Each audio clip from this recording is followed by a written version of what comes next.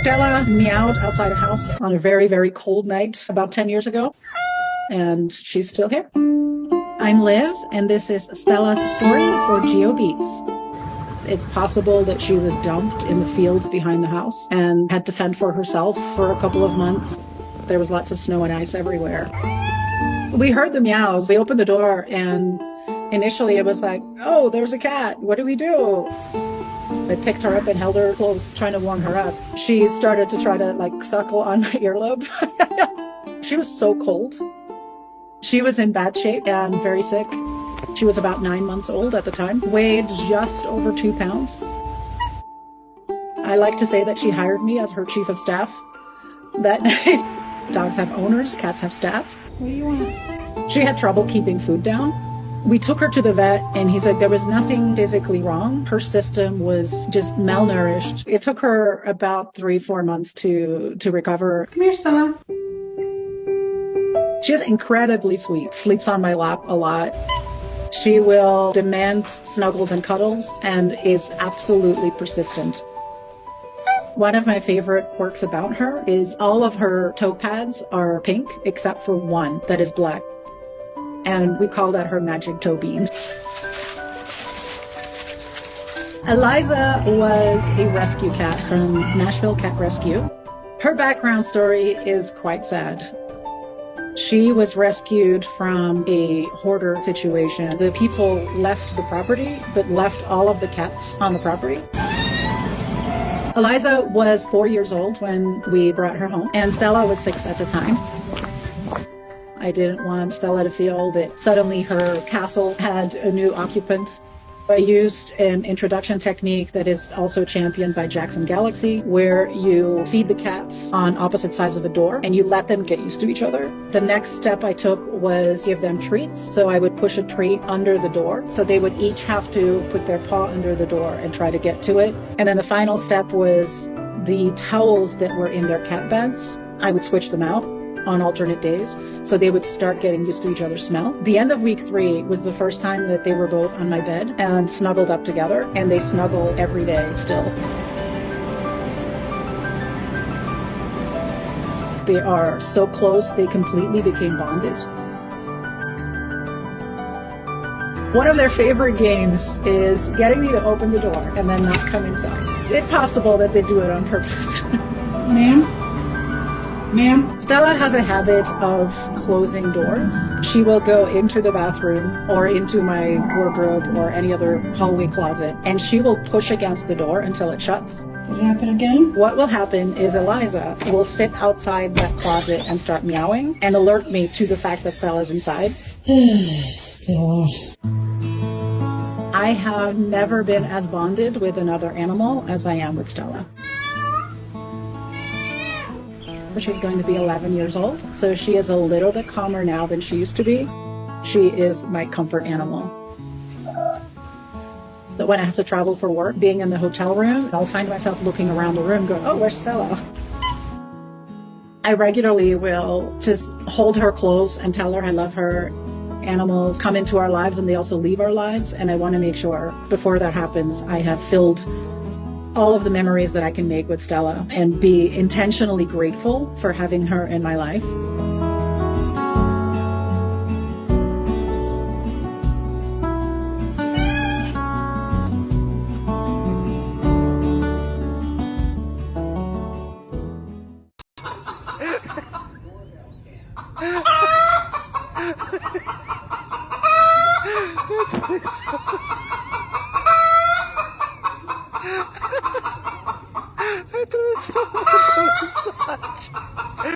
She's 50 years old. I love you so much. Love you. I've never had a connection with any animal like I do with Victoria. You're such a good girl. I'm April. This is Victoria's story for Geo Beats. I have 8 parrots. Ooh. It's my passion. Fostering birds, raising awareness of what it takes to keep them happy. Thank you. I got a phone call. There were birds that were in need of rescue. They were in really bad shape. I have experience with many birds, but cockatoos I was scared of. I was scared to be bitten by a cockatoo. Hi, pretty girl. But when I got to interact with her, she put her little foot on my knee, and at that moment, I knew she had chose me, and I was going to bring her home. Oh. I don't know if cute could get any cuter. Her veterinarian thought that she was a breeder bird where they are just bred over and over. I love you. She was kept in a tiny cage and she wasn't able to spread out her wings. She had no sunlight where she was. Victoria likes the nectarine. The veterinarian told me that Victoria cockatoo only had 6 months to live. Well, guess what? 6.5 years later, Victoria cockatoo is still living her best life with me. I have never witnessed a parrot fight so hard to live. I see a cockatoo! When I got her, she was so dehydrated, she did not want to stop eating or drinking water. I would get up a couple times at night and feed her and give her water. Hi, baby girl. Did you just wake up? Falling asleep, little girl. When you look at her, you just see this little dainty, elegant bird. She looks so delicate, but under all that, she's super strong.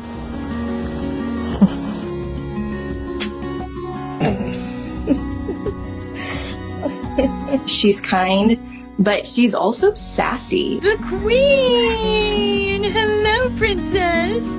She can be a little stubborn when she doesn't want to do something, and so of course I listen to her because she's the boss. For years when I got her, she wouldn't say a peep, and we feel that she wasn't allowed to make any noise.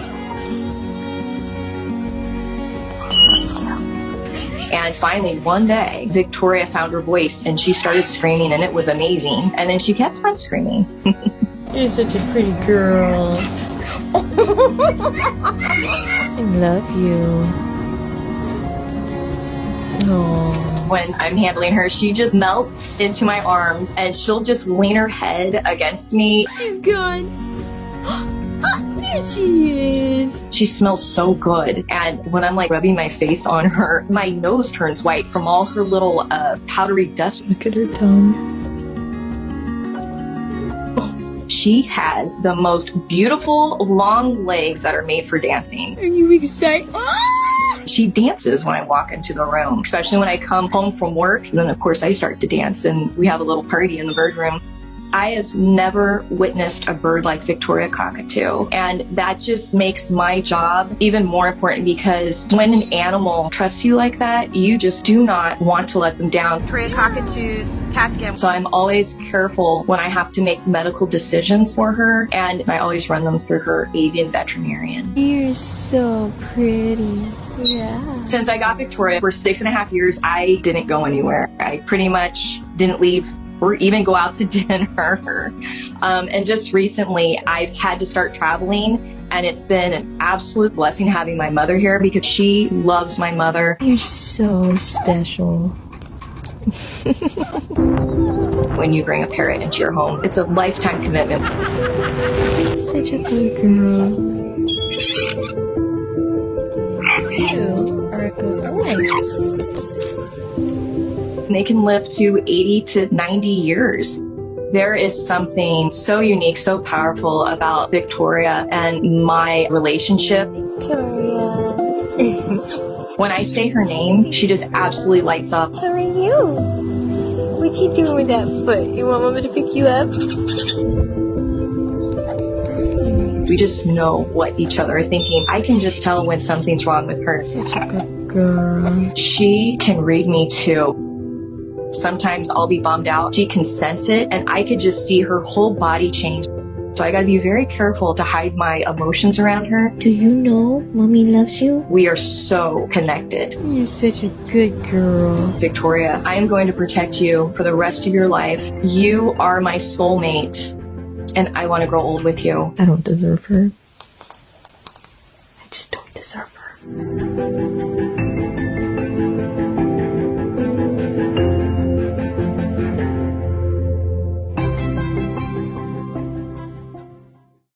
Nina came up to me, those big lovey eyes, and when she put her head in my hand, that was it. We are Jenny and Don. This is Nina's story for Geo Beats. I watched her on Orange County Animal Services website. What are you talking about? She was found as a stray in very bad condition. If she would have been in the shelter another 2 more months, she wouldn't have made it. Nina? She was either a backyard breeder or a puppy mill dog. When I first met her, she walked up to the kennel. She wanted attention. I knew then I wanted her, but I wanted Don to see her.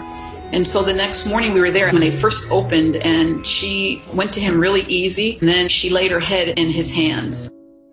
Don fell in love with her too, and we brought her home. Now she's happy, healthy, and plump. You are silly. Her demeanor is very sweet, a gentle soul. You're silly, my love. She is a 65-pound lap dog. You took my you took my chair. Our bed is now her bed. She respects her Chihuahua brother. She respects his authority. It's your sister, you gotta take care of her. But she has to be near me all the time. Even if she's asleep, she'd get up and follow me. What? She is, oh my gosh, I haven't loved the dog as much as we have with her. There it is. The bond that we have is more of a plaything. No, stop. There you go, licky, licky, licky, licky. She might stay on my lap for maybe a few minutes, but then after that, she's got to go back to mom. There was one conversation he had with her out on the porch where he said, this is people food. You can't have this. And he was just going on and on about it. And she's just, looking at him like, sure, Dad, I'll have some. No more. Okay? Where's your dance? One thing that we think is just so cute, when she gets excited about something, she'll do a little pony dance. A little pony dance. Be good girl. I'm always wearing my slippers, and she'll take the slipper right off my foot and just run with it. No more. You're not supposed to eat my slippers. She just fills a wonderful space in our hearts and our family. It's not time yet for dinner, Nina. It's not ready. Nope. She's a part of us. We can't imagine life without her. She still looks at the website, and she'll go, oh, look at this. Somebody just surrendered a 15-year-old dog or a 13-year-old dog. Breaks my heart. It breaks her heart. What would you say about another dog? And I went, no. She finishes our family for now.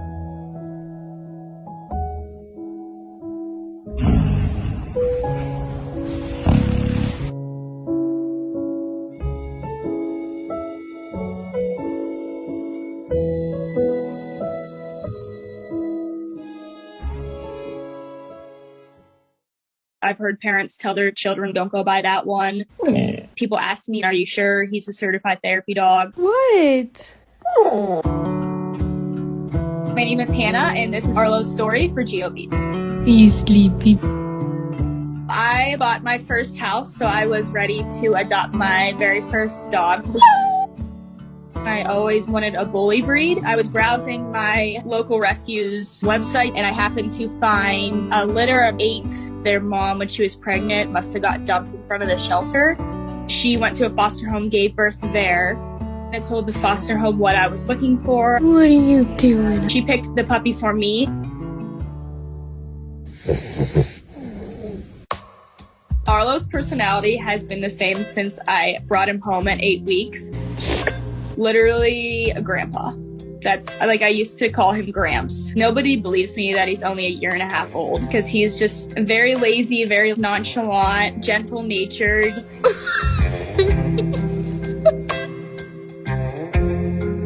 Arlo's definitely a follower, not a leader. I wanted more of a laid-back dog that I could eventually make a therapy dog. When I was 13, actually, I was obsessed with the Animal Planet show, Pipples and Parolees. Just watching that show and realizing the stigma behind the breed, that they're aggressive, that they can't be a family dog, especially can't be therapy dogs. Good. I just wanted to help change the stigma, that they can do these things.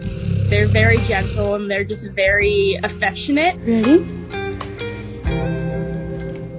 Once you get to know them, they're the biggest teddy bears. When I was around 10, I got really sick and I was in and out of the hospital for many, many years. And one of the big things that helped me get through those long stays was the therapy dogs would come and visit me. And I remember just how good that used to make me feel. So I wanted to give that back to other people. He got certified December 15th, 3 days after he turned 1. We've been to schools so far, hospital, and domestic violence shelters so far. I get mixed reactions. You see golden retrievers or labs, and then you see Arlo walk in, and people are like, oh, people comment like, wow, he's nice for a pit bull, or he looks mean, are you sure he's a certified therapy dog? Good. But with the kids, they have no idea the stigma behind the breed, and all the kids love him, and he loves the kids. He falls asleep at every event, though, so.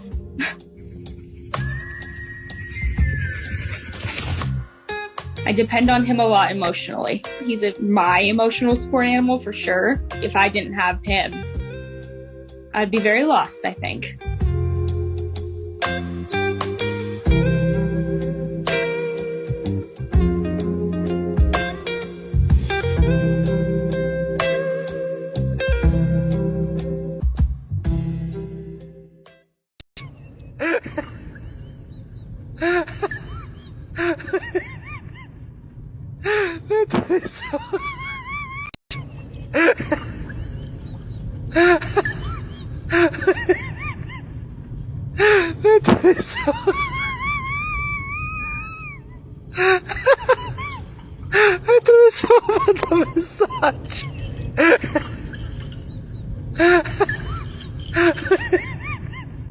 Boots was born with front leg deformities. His little arms are permanently in one position. Bootsy. Hi, baby. I'm Laura, and this is Boots' story for GeoBeats. Corgis come? We never intended to have 4 corgis, but when my friend said she was looking for a home for this little guy, we flew from North Carolina to Texas to go get our sweet little Boots. Come on. Bringing Boots into our family, we knew how to care for a dog with a wheelchair who had limited mobility. You got this. Yay! For 3 years, Buttercup had no mobility. So we already had everything in place to care for a dog who had specific limitations. We were bonded with Boots the minute we met him. Boots! Where are you? There you are. Boots is a very, very happy corgi. Hi. Boots came with his name. He's from Texas. We decided to honor his first family and keep his name because it matches his little personality perfectly. He doesn't realize he's different. He keeps asking to go out. Where are you going? One thing that he does that the others don't is that he uses his voice a lot more. So he's brought a lot more corgi music into the family. If he could play all day, he would, but I'm boring. I'm a stay-at-home parent, so the fun really starts when the kids get home from school. All of our dogs are loved. Peanut, Buttercup, Reese, and Boots. Oh. They'll play tug with a rope, and it'll be usually Boots, Peanut, and Buttercup.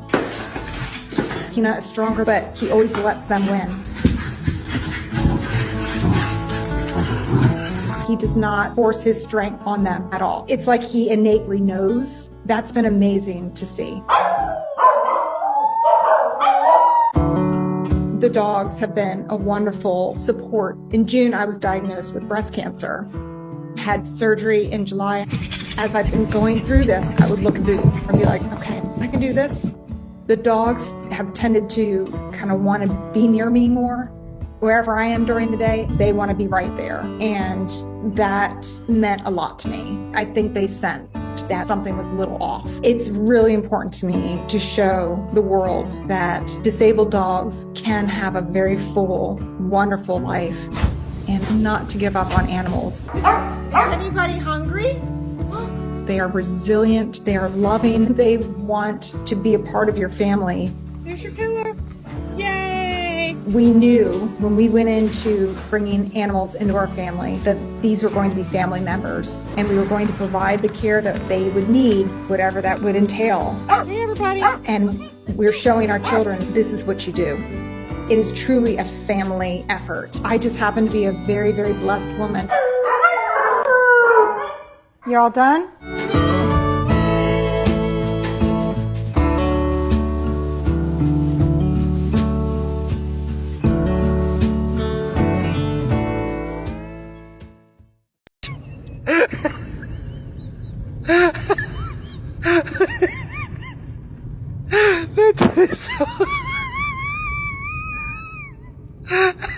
We got him. I remember him looking at us like, I'm not really sure what you expect from me. I haven't been a pet before.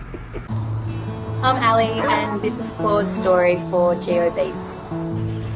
I loved the idea of rescuing a greyhound, but I didn't know anything about them. And they have a bit of an interesting reputation in Australia because in some places they still need to wear muzzles. We decided to go out to a fantastic place in Tasmania called Brightside, where they take in and rescue greyhounds and then help them find homes. The person that brought him to Tasmania had an idea of racing him and sort of lost interest and kept them in a paddock outside for 2 years before they surrendered them to Brightside. As soon as we met Claude, he just was so sweet. He stayed right next to us the whole time. He felt like he was the right dog for us. We brought him home and he didn't know his name. He hadn't really been indoors, couldn't get down the stairs, needed to be carried down our stairs until he got the hang of it because he's sort of like a horse. We slowly built that trust with him. When he relaxed and opened up, he was just the most affectionate dog. We have a son, and I was a bit nervous about how that meeting was going to go because we had Claude first. And from the moment we got home from hospital, Claude just curled up next to us on the couch. And there's been not one incident of him worrying us in any way. The cat loves him so much. We slowly introduced them, and within days they were just cuddled up together, sleeping next to each other. Do you want to go for a run? Do you? Oh! We live near the beach and often we take him down there and you can see his face just light up. The freedom of being able to run around, and he's just such a happy, happy dog. You want to go for a run? Yes! Come on then! When you see them running, it's quite breathtaking because they are so fast. He'll meet other dogs on the beach, and often other dogs are kind of like, oh my God, what is that? Because he does look a bit strange. He really doesn't seem like a pet or a dog. He feels like his own sort of soul, like his own being. He surprises me more and more all the time with his sweetness, his gentleness, and his love and his patience. What he's brought to our lives is far greater, I think, than what we have brought to his.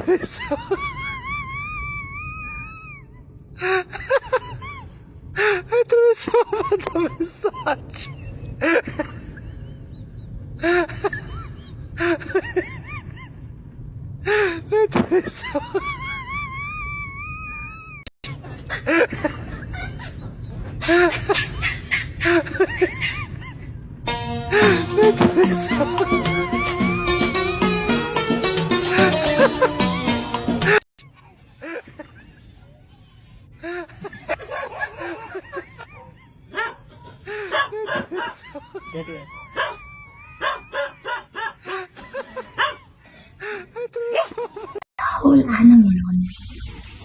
Whole animal. I'm Emma, and this is Room and Boo's story for Geo Beats. What's wrong?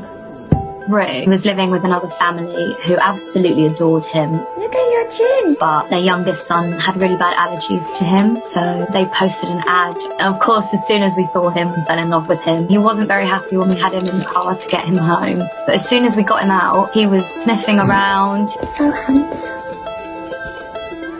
He warmed up to me really quickly. He took a bit longer to warm up to my partner. You're very content, Ruth.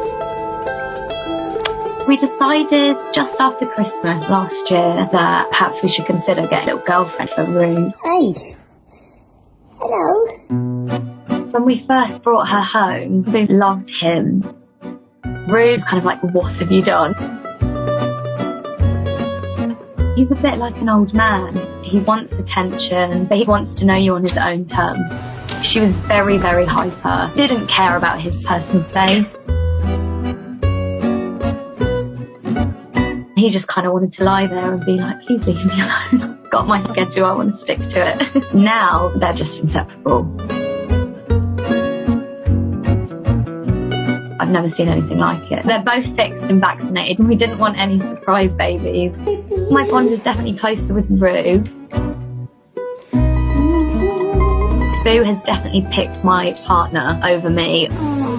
She looks very similar to Rue, but the only difference is she's grey, and on her face she's got a really strange mark that looks just like a cartoon bunny. You made a whole mess.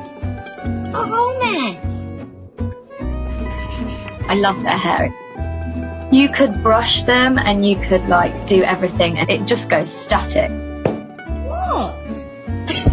Boo is the polar opposite of Rue. She's always running around, she's always getting into trouble. Get it out of your mouth. She steals everything. She knows she's funny because she definitely plays up to it. That's not yours.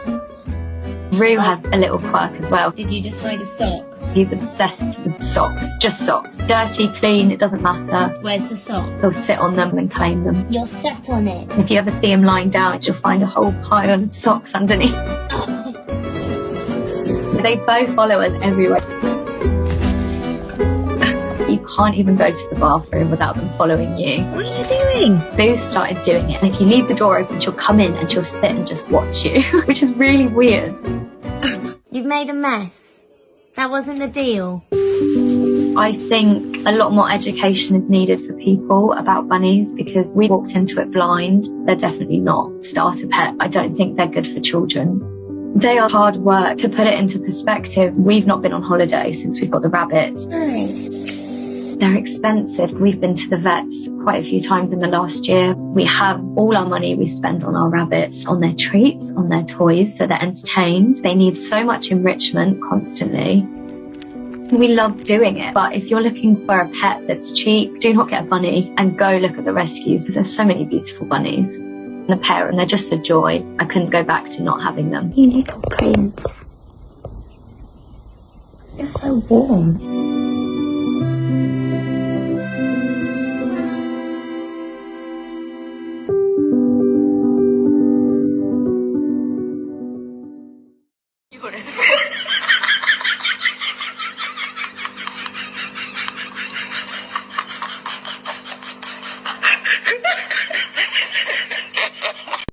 As a man who has 3 daughters, he's kind of the son that I always wanted. I'm John, and this is Uno's story for GeoBeats. I am Executive Director of Kindness Ranch Animal Sanctuary in Wyoming. Look at this face. I know. Uno was an unexpected addition.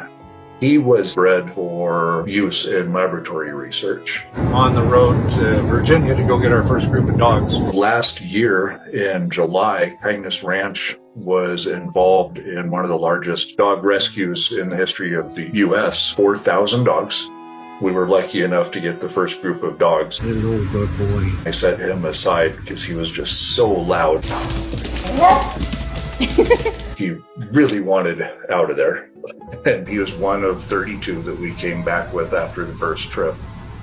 He didn't really trust people at first. Oh, hello, friend. Hello. I would sit with Uno in his kennel. It's like he doesn't know what to do with his body. I would start to count whenever I would pick him up. I would count to 3. He would start to lift his back legs up, and then I would be able to hold him. He gradually began to trust me. He had never touched grass. Oh my goodness, grass is wonderful. He got to run in grass for the very first time. And just the smile on his face was absolutely amazing. Grass isn't so bad, huh? Oh yes, hi.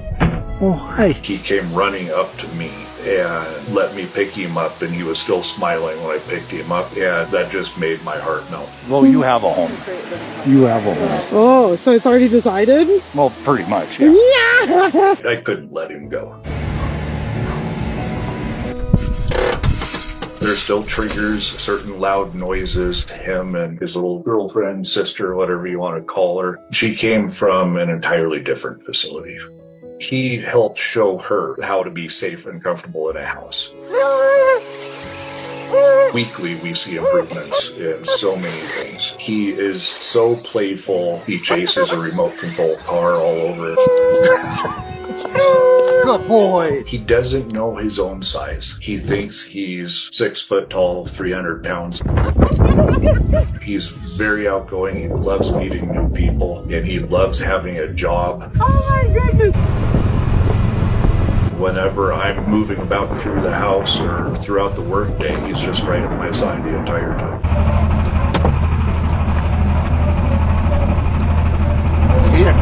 Stay. He's just an incredible companion.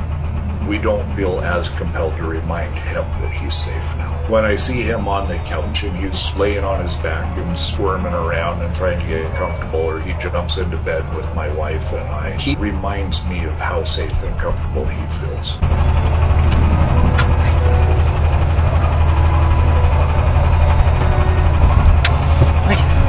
You ready? He finds joy in absolutely every moment. We're moving. There isn't anything that I wouldn't do for him. You're the bestest boy.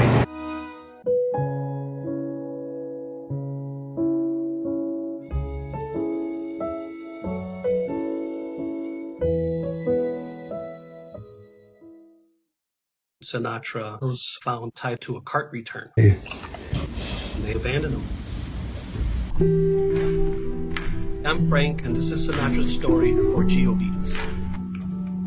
I work for a police department as a dispatcher. One of the officers that I work with texted me and said, "Hey, we just picked up this dog. Are you interested?" And he knew that I had been looking for a dog to adopt. And I said, "Well, what kind of dog is it?" He's like, "It's a pit bull." I'm like, I'm not sure.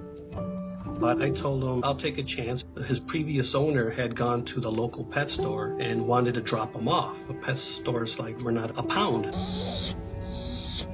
When they were ready to close, a couple employees came out and found Sinatra tied up to a cart return, and they had just left him there.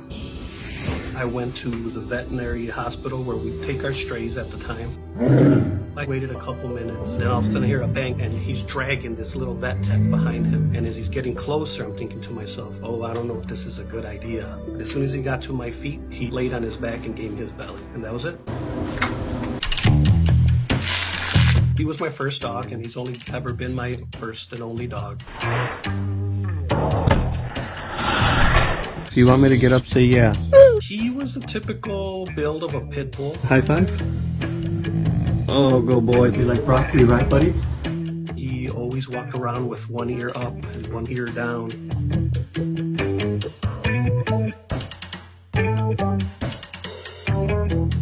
There was a lot of trial and tribulations to work with him and get to know him. You ready? Yes or no? But once it happened, he was my right-hand man. I knew that at the end of the day, I would come home to him. What's up, buddy? He'd be happy to see me. What's up, Papa? Oh, cuddle time? Oh, okay. I guess that's what we're doing. Bang! He was just there for everything for me for the last 11 years. Why are you so handsome? In the beginning of May, he started not feeling well. In a matter of 2 weeks, he just stopped eating completely. You little purring. Are you a doggy or a cat? I don't know. He lost about 12 pounds in that 2.5 week span. I think I was in denial, hoping that something would work and get him back to health, but it never did. That was a really hard day when I had to say goodbye. He died approximately 4 days after his 13th birthday. I would have done anything for that dog, and I did try. Finn, where are your snacks? I'm in the bathroom. I knew, even though I couldn't tell him, I knew he felt what he meant to me. Should I get up? There's just no words. It had been raining and storming all day. The sun had come out a little bit, and he went to the door, and I just noticed the rainbow right away. He just stood there next to me, just facing the same way I was, and I felt like he was showing me the rainbow that he would be crossing. One more second. Okay, go ahead.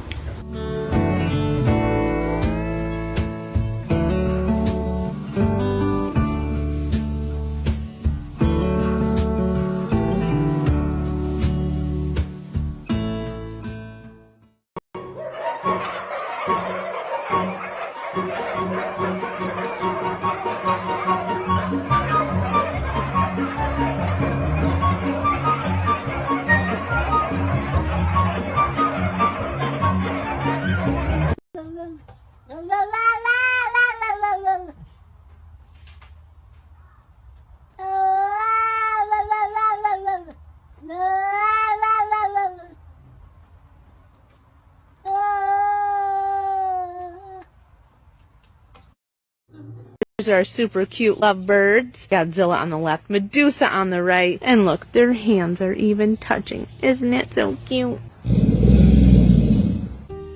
I'm Lena Kelly with Critchlow Alligator Sanctuary, and this is a story about alligators for GeoBeats. Spot. We rescue alligators. That's some good exercise. People had them as a pet for some purpose, and then they don't want them anymore. Charlie's getting a good scrubbing. We each have our own story, and so do these animals. Godzilla was being sold in a pet store. He was like the display animal in the window to kind of draw people to come into the store. The store was going out of business, and Godzilla just didn't really have any other place to go. Come on!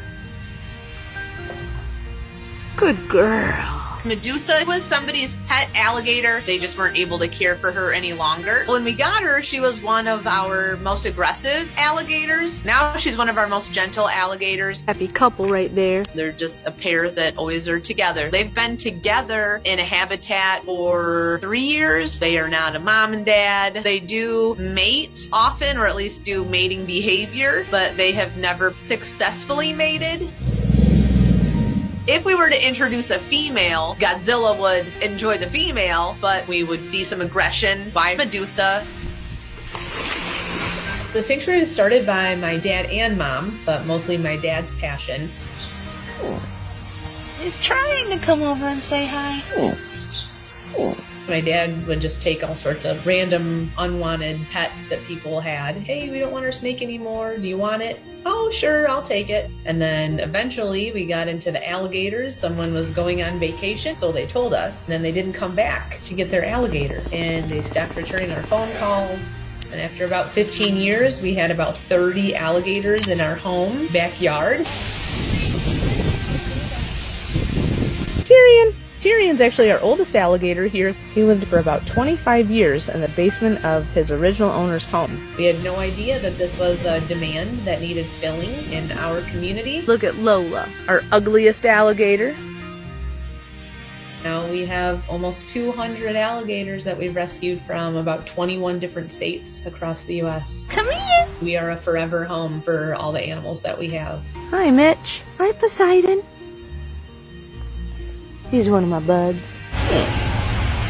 Unfortunately, because they've all been raised by people, they cannot be let into the wild down south because they would continue to seek people to continue to feed them. Godzilla is about 11 to 11.5 feet long, and Medusa is about 8.5 feet long. Godzilla, we've had him for a number of years, about 20 years or so.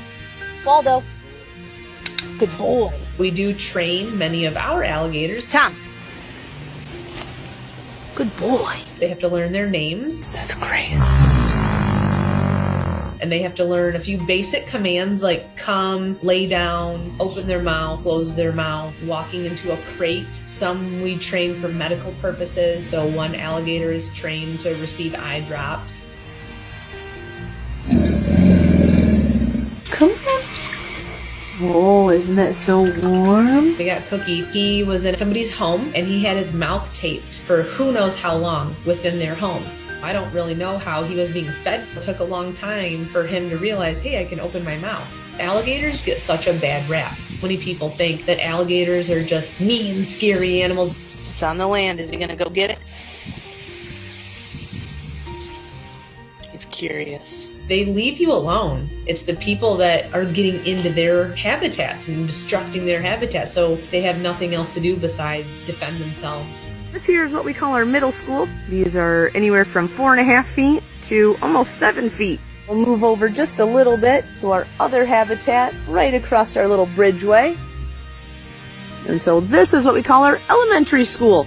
So these are some of our smaller alligators. Many of them have had their growth stunted from being stuck in small habitats. There she is. Hers is so cute. They're so interesting. During the daytime, their pupils are vertical. Then at nighttime, their pupils dilate, so they're almost circular. And then, so in the back of their eye, they have these little tiny crystals that are almost like mirrors, and then they're reflecting the light back.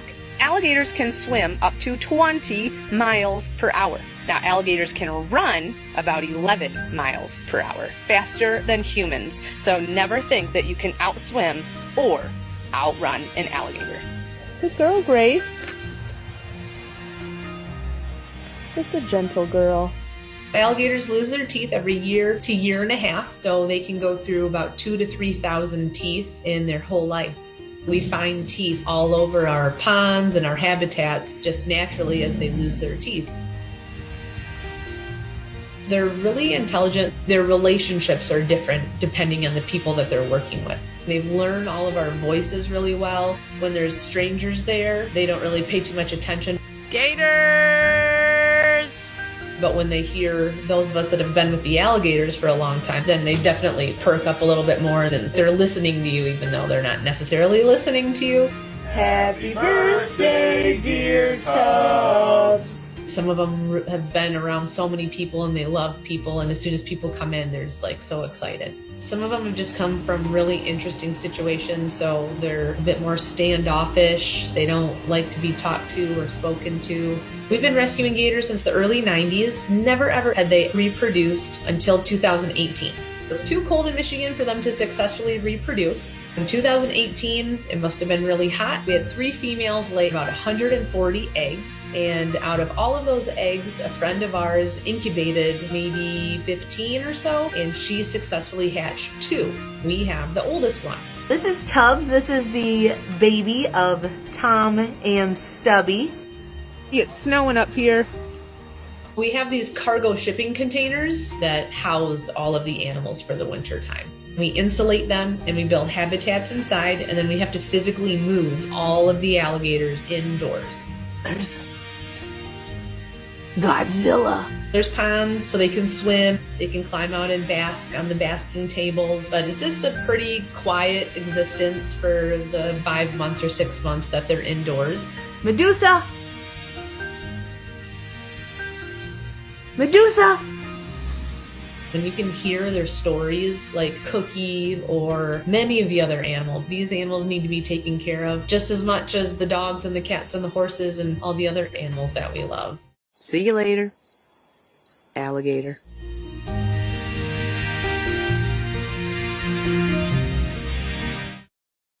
Hero belonged to somebody who was homeless in California. He was very well loved, but the person recognized he couldn't take the best care of him and ended up giving him to the rescue. I'm Sarah, and this is Hero Story for GeoBeats. We live in BC in Canada. The rescue, they were able to foster him and then get him on his way up here due to overpopulation there with the shelter system. It's fairly common to get dogs specifically from California up in BC. Unfortunately, we don't have much information about his previous owner or what his life was like. The rescue did tell us that he was very well loved, just couldn't really taken care of in the way that his owner felt like he deserved. I was working with the homeless population here in my city, so it felt like a special connection. When we first met him, we took him for a little walk around the neighborhood. I knew instantly I loved him and I wanted him, but I didn't want to influence my husband's decision. And so I was like, what do you think about Hero? Do you think he would work for us? And my husband was very casual and he's like, I think he would probably be a good fit. And I was like, good, because I want him so bad and I love him. And my husband was like, and I love him too and I want him so bad. And both of us just didn't want to influence the other person's decision. But we knew right away that he was our dog.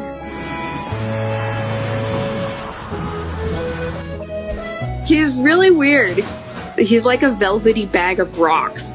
He is so muscly and he's so jacked, but he's really like smushy to touch. He's got so much extra skin on him and it just folds in the weirdest little places. You can't resist it. It's so soft and warm and it's just so fun. But then he's super muscly at the same time. I don't know how those two things go together. Interestingly, he's got this white mark on his back, and we realized a year after having him that it's the near perfect outline of a lake near our house. Let's go for a walk. He hates exercise of any kind. He'll get walked and then he's done and he wants to go home and go back to bed. Let's go for walkies. Hero doesn't really like to be outside. We think just because he spent his first couple years outside, maybe. Sometimes he won't even want to leave the driveway. We call it, he gets into his thoughts and feelings is what we refer to it as. The neighbors will come out and try to encourage Hero and be like, come on, Hero, you can do it. If my husband picks him up and then carries him for a little bit and then puts him down again, and then he's like, oh, okay, we're good now. We're in a different spot. Sometimes we'll drive him a block away and then he'll go for a walk. He would love nothing more to spend the rest of his days on a couch with some blankets, but he's also extremely emotionally intelligent. It's a little bit unnerving sometimes how well he knows me. I had this really bad day at work and I came home and I was sitting on the floor and I was crying. And Hero came and he looked at me and he gave me this really strange look. And he goes into the bathroom and he brings me the bath mat. When Hero is scared, going and laying on the bath mat is one of his safe places. And he was able to figure out somehow what I was feeling and brought me what brings him comfort. He's an American Staffy boxer mix, but then there's 10% that's unknown. And we think that's where his magic comes from. You having fun, Hero? I feel like Hero and I are connected on this level that I didn't know was possible. Okay, come. Yes. We've had him for 6 years, personally challenging 6 years. I went through losing my dad, and Hero was this constant thread of a little bit of good in some really, really bad days. He's just pure goodness. He's such an amazing gift. Speak. Yes. Every night he gets tucked in with his blankets. I tell him I love him and he's the bestest boy. He's a complete mama's boy. If my husband and I are in a disagreement and he can sense that I'm getting a little bit upset, he will bark at my husband.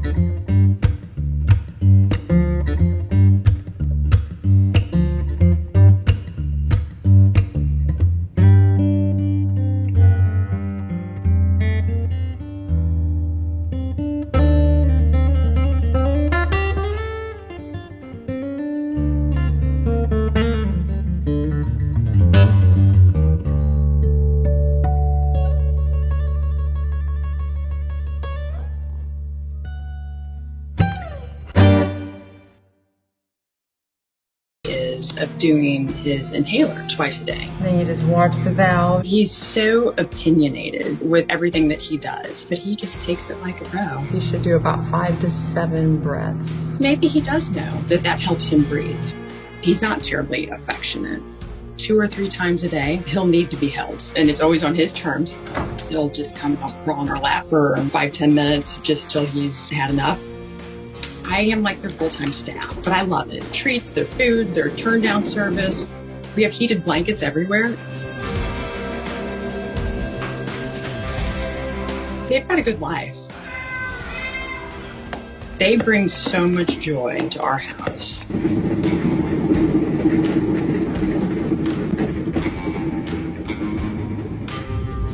We don't plan on getting a dog anymore. You can't push him off the ledge, Paulina.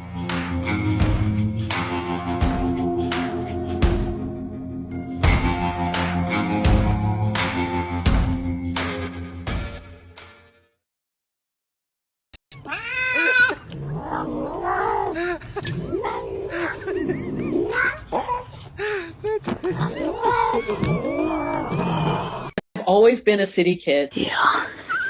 And then I ended up raising a deer. Thor! I am Dawn, and this is Thor's story for GeoBeats. Thor!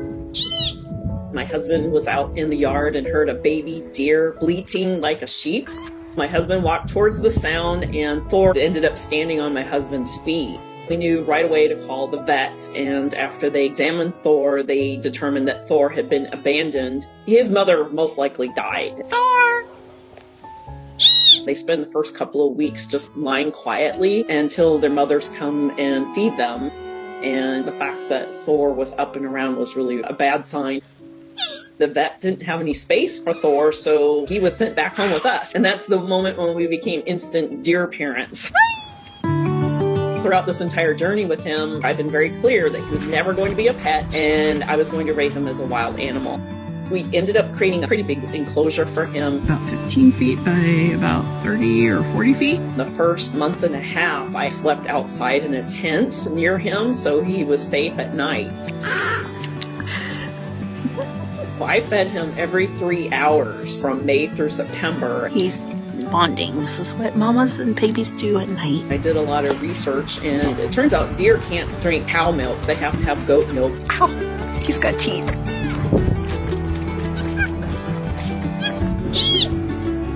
There he is. By the time he was 4 months old, he was out in the wild. He came and went. Thor! He would be out there somewhere, and I would call his name and say, Thor, Milky! And he would come running down and come get his bottle of milk. Milky!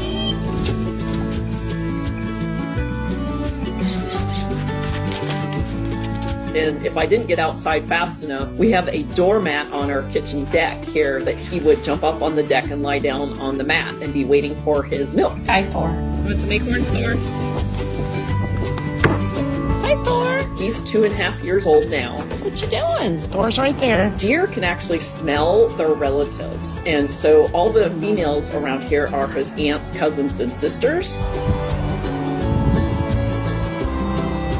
So he is not going to be mating with them. Hi, Thor. I'm sure he's chasing some other does now that are not family members. But it seems like this is his home range. He does go away for periods of time. He's been gone about a month now. He will most likely return back. And he'll come hang out with me. He walks 2 different worlds. Thor behind us, walking along, checking things out. It's like we're friends, and we have a close relationship. When Thor shows up, he will raise his tail, and that usually means excitement and sort of a greeting. It's just a joyful reunion. It's making me laugh. I kind of was pushing him away, and then he comes right back at me, so. He still loves that mat to this day, even though he's a big deer now. He loves to lie down on that mat. He'll just hang out there for a while. Here you go. I really tended to him and took care of the wound. He let me massage his leg and also do some physical therapy to keep it from getting really stiff. Just keep walking a little bit. Let's exercise you. Fortunately, he healed and he can run and jump just like any other deer now. This whole journey's been something very, very special. There is a local herd around here, about 14 to maybe 18 deer. And Thor is part of that herd, and most of them are probably either sisters, brothers, aunts, uncles, cousins, brothers, that kind of thing. Thor's on the left. Because Thor trusts me, I could be out in the yard and go sit down. He'll come sit next to me, and then the other deer in the herd will sit down too. So I'm in this trust circle, which is very, very rare. He's taught me to listen deeper into the outdoors, and I'd follow his gaze, and there was a deer up above moving through the grass. And once I realized it was there, then I started listening, and I could actually start hearing the sound of the deer walking. And I wouldn't have noticed that otherwise. So it's the deeper level of consciousness about what's going on around me. Thor! If you pay attention to the world around you, you can learn a lot about how other animals live their lives and how they fit into the bigger picture of the world. Thor's been a great interspecies ambassador. This makes my life just so wonderful. I really treasure every moment that I have with Thor.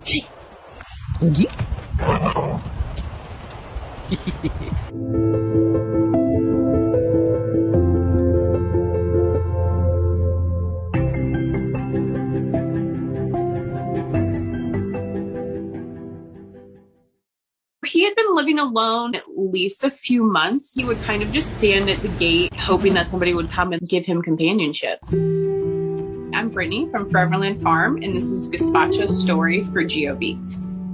We are home to about 90 residents currently. All of our animals have come from backgrounds of neglect, abandonment, pretty bad situations. A local woman had reached out to me who inherited her mother-in-law's farm. There was one lonely alpaca that was left behind. Alpacas can actually die from loneliness, which is one of the saddest things I've ever heard in my life, because they're herd animals and they need each other. So they can just be so heartbroken from being alone. When I heard that he had been living out there by himself, I was like, oh, we need to get him some friends. We agreed to take him in. Typically, they like to live with other alpacas. We have a herd of goats and sheep. They're all kind of little misfits. So I was like, maybe he'll fit in with them. He met the rest of the herd and he's just fit right in, like right away. He's really goofy. I don't know if he knows he's different. You're so cute, buddy. Our little goat, Jean, and Gazpacho became really good friends for some reason. Jean, why are you eating his fur? It was the oddest pairing. You'll just see them hanging out, eating hay together. We have an interesting relationship. When he got here, he wasn't really sure about people. I always say he's lurking in the corner. You'll just look up and he'll just be staring at you from behind something. He's still a little bit hesitant, but he knows that I'm a food source for him.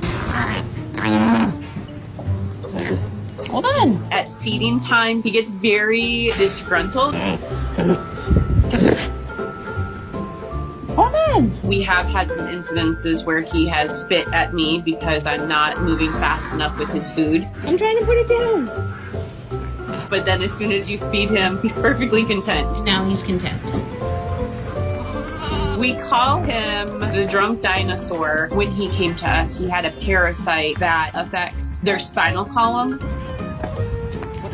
He still has a little staggered walk. It's a little wobbly.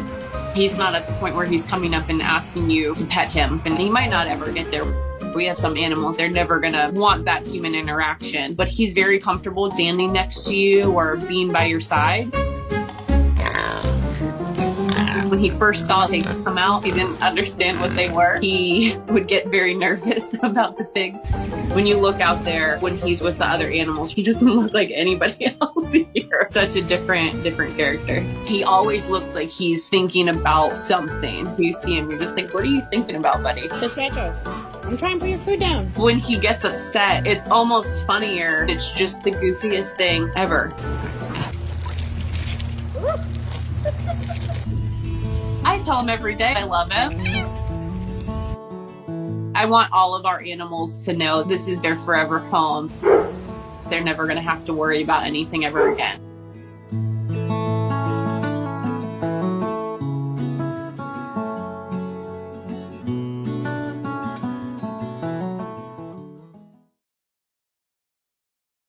What, Hux?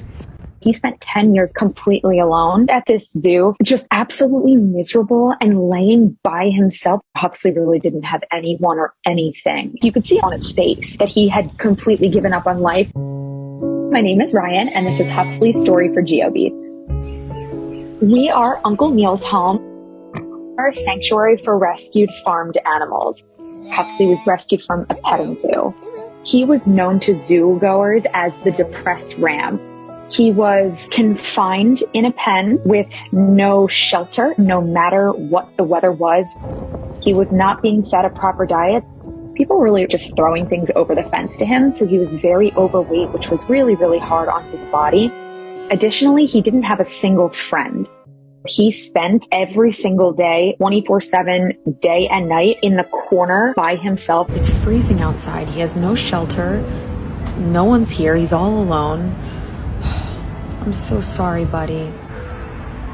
I said to myself, and I said to him every single time I went to see him, I'm going to get you out of here. Every time I closed my eyes at night, I saw him lying there. He would keep me up at night. I envisioned him being alone there, not knowing that anyone cared or anyone cared about his life. We submitted an urgent proposal to county commissioners to release the 3 most critical animals to us in order for us to get them medical care and give them a wonderful life that they've always deserved. On December 23rd, 2021, county commissioner said, we're going to release the ram to you, and I picked him up the next day. It was amazing to meet him not behind a fence. I looked into his eyes and I just tried to tell him through physical touch and through my words that he's safe now. Walking him into his bed that first night was such an emotional time because he had his first soft bed to sleep on. He spent every single day for over 10 years completely miserable. So he was probably very confused, experiencing love and respect for the first time. It took him a little bit to get comfortable, but as soon as he realized that we were feeding him and refreshing his water and fluffing his bed every night and giving him fresh straw to sleep on, I really do think that he knew that he was safe. And it really proved to us that love heals. I see in his face that he starts every single day with a new zest for life. As we started to care for him and really spend so much time with him, giving him all of this medical care, his personality really blossomed. Your Hux. We always gave him his favorite snack, which is bananas. Hi, Rio. Hey, Rio. He started to want to spend time around the rest of our residents. At first, he really kept to himself. He didn't have any friends when he was at the zoo, so he really wasn't used to connecting with other animals.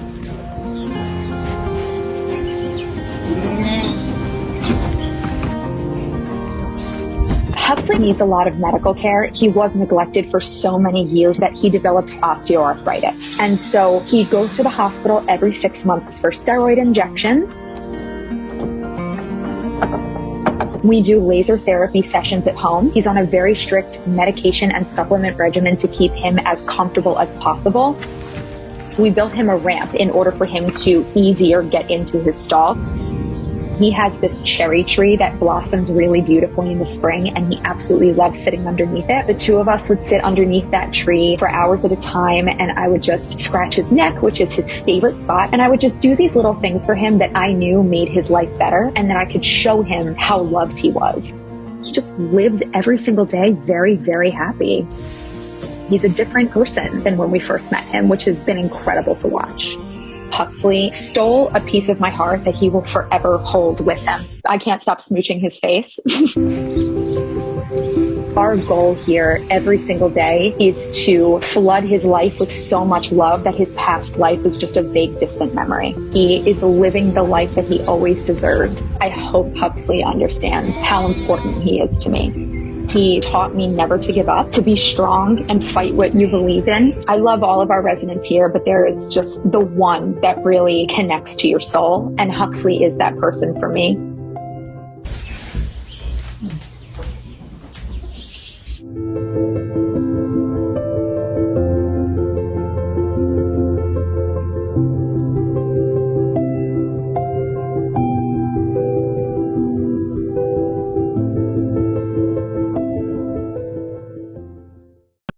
Philip had about a week before being put down.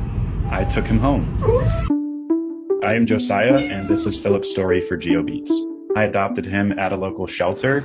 When I was a kid, I always wanted to have a cat, but unfortunately, my family couldn't have any animals in the house due to allergies. When I got my first apartment, I came across this adorable post of 2 orange kittens. When I got to the shelter, one of the kittens was already adopted and the other one was not. What are you doing? I opened the carrier of the kitten that was still left, and he literally just jumped into my arms and was just meowing. The shelter was running low on space. 7 days, that was all the time that he really had left with the other kitten already being adopted. I just knew I had to take him home at that point. When I first brought him home, he was a little bit scared, didn't really know how to open up. Hi, buddy. But over the course of about an hour, he just immediately started jumping on my bed, playing with me, and was just the cutest little guy.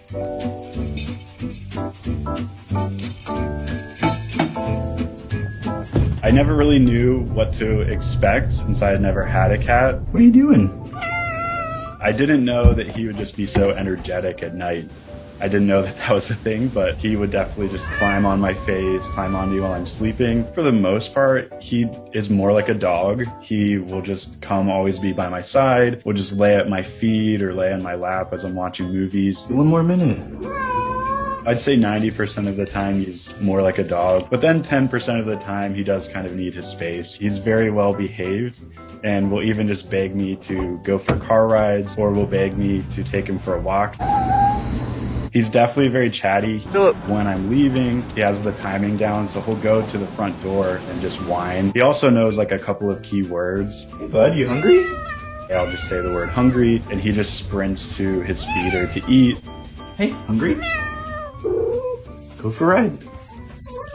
Or if I say like go for a ride, he sprints to the door and just gets in his carrier and he's like, I'm ready to go.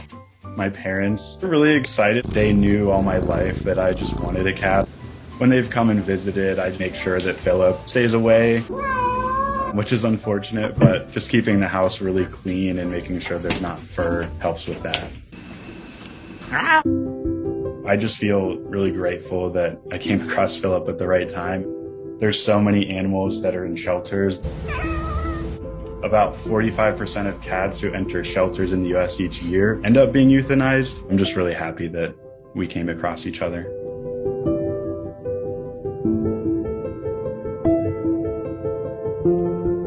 Oh, good boy.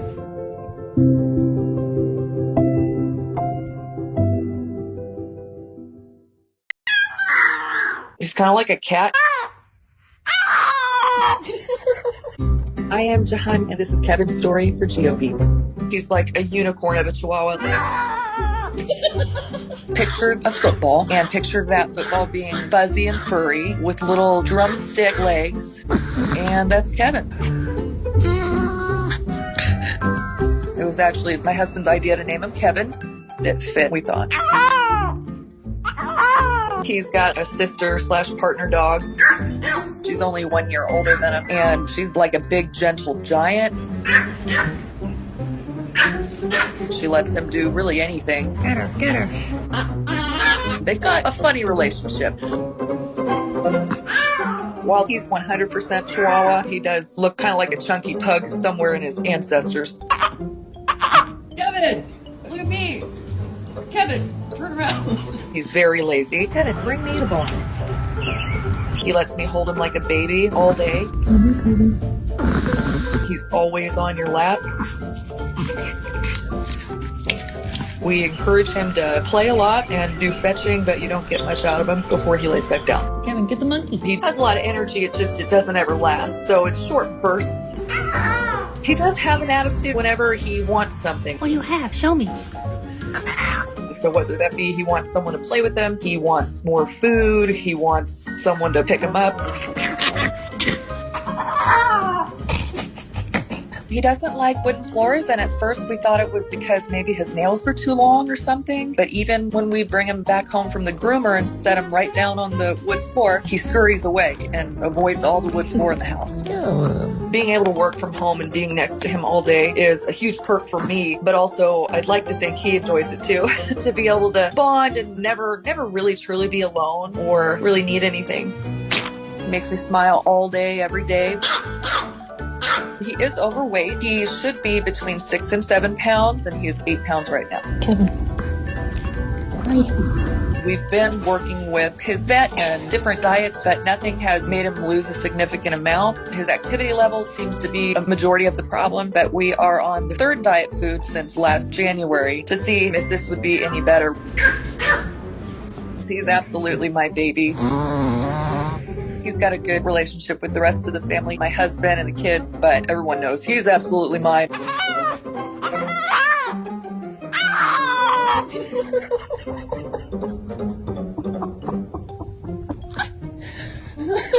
Kevin, you're okay.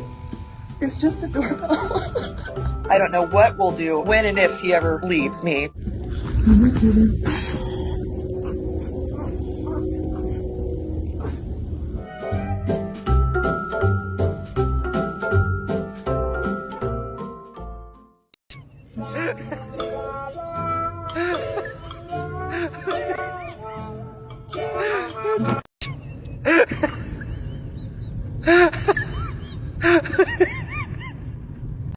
Nobody wanted to adopt him.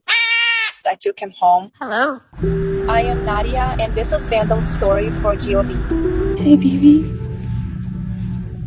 In January of this year, I lost my mom. I was just very sad, and one thing that always made me happy is be surrounded by birds. Say hi. Hello. I told my husband, I'm like, I'm gonna go to the rescue and just hang out with birds. And that's when I met Vandal.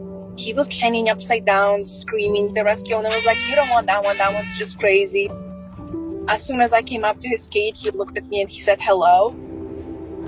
Hello. They have to pick you. You don't pick them. I feel like he knew I needed him to rescue me and he needed somebody to rescue him. After I did 6 visits, I took him home. Hello. Hi. I had all this love to give to the bird and he was so happy. Are you happy?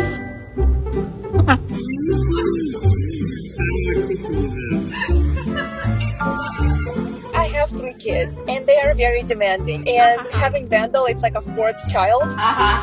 And my husband being like any other typical guy, he's like, I don't want the pet, but if you want one, if that's gonna make you happy, get one.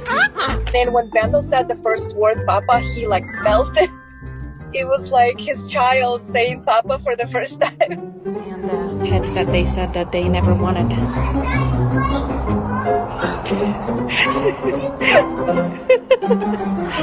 When my husband goes to work, he just screams Papa for 20 minutes. He says a lot of words. Vandal. Vandal. Unfortunately, he knows a lot of bad words. For example, when kids are loud, Vandal will scream at them, some swear words. Come here. So knowing that, I would assume that when he was screaming, his owner would say that to him. You want me to help you? You want me to help you? He has tantrums sometimes. He picks up his bowl and he like flings it across the room and then he starts swearing. So we're working on that. So I taught him how to whisper. Hi, baby. We just try to teach him the good and happy words instead of all the bad words that he knows, unfortunately. You're a very pretty chicken. He's very, very mellow, like very chill. He only goes after you if you're wearing shoes in the house, which is a thing that I taught him. He will chase you and he will bite your shoes. Не надо меня грызть, иди сюда. He's very protective. If I'm taking a nap, he will not let anybody close to the bedroom. He will just sit by the door and just not let anybody in. Are you gonna help me fold laundry? Some of the days I'm not okay. He feels it. He'll just put his head on me and he'll just like stare at me. And then he'll say, hi, baby. Sometimes you don't need somebody talking to you or telling you everything's gonna be okay. Hello. Animals have a way of comforting you in a way that nobody else can. A little bit that I know about him is that he's about 7 years old. He was basically kept in a cage his whole life. Birds are a long time commitment. Oh, I love you. Birds get attached to people. If the owner abandons them, they will stop eating, they will pluck their feathers, they will get sick, and they will die. Hi. Hi. The rescues are full of them. It breaks my heart. I hope Vandal can live 90 years and my daughter will get to take care of him when I'm gone. Sir, is this yours? He's definitely with us forever. He's playing peekaboo with my shirt. Vandal, you saved me. Thank you for choosing me to be your forever human. Vandal, I love you.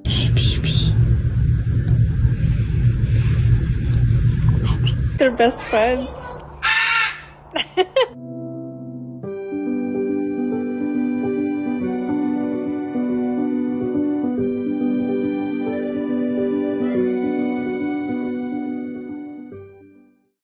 Biggie was the odd man out. No one wanted him. Are you a good boy? Hi, I'm Scott, and this is Biggie's story for GeoBeats.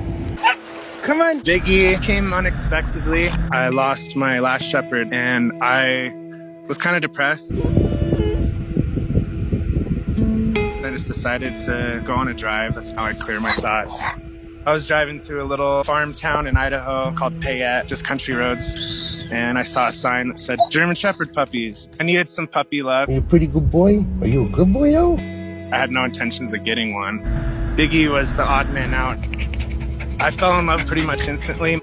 He had a hernia. I just was like, I don't care, I'll figure this out. I picked him up and the rest was history.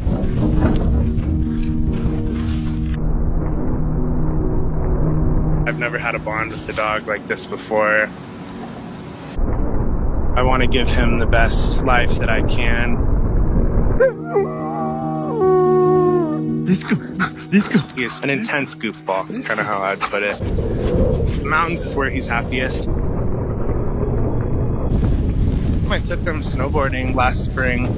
I've never seen a happier dog. I was probably going 20 miles an hour. Woo! And he just right behind me, just loving it. For the first time he was on a trail, he did great. He sees my grandpa, so he's barking. He ended up being just a fantastic swimmer and take him in those really clear alpine lakes. I like to give him new experiences so he can smell new smells and see new sights and just be a dog. He just kind of frolics like a deer in the long grass. I love it. Good boys. If we're out in the middle of nowhere, I just let him run free. His ears are always trying to hear different noises, and he always has one ear pointed back towards me, trying to listen to any commands that I have. He always carries a ball around like a little pacifier. If you give your dog the best life you can, in turn you have the best life that you can have as well. And having a dog helps with my depression. It gives me a will to get out there and see things and do things. He's definitely a challenge. I have to exercise him 2 hours minimum a day just to keep his energy levels manageable. Biggie. The bond that we have in just the year and 3 months that I've had him is just, you can't put it into words. I just feel like I can go out and do anything as long as he's with me. I recently almost lost him a couple weeks ago. He was in ICU for 3 nights. I sleep next to him every night. When he wasn't with me, I'd turn and look on my bed and be like, oh wait, yeah, he's in the hospital still. And now that I have him back and he's pretty much back to full health, I just smile every time I look at him. I don't take a single moment for granted. Dogs live in the moment.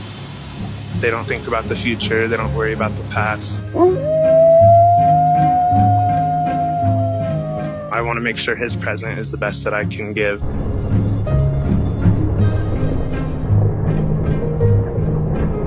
Are you a good boy? You a good boy?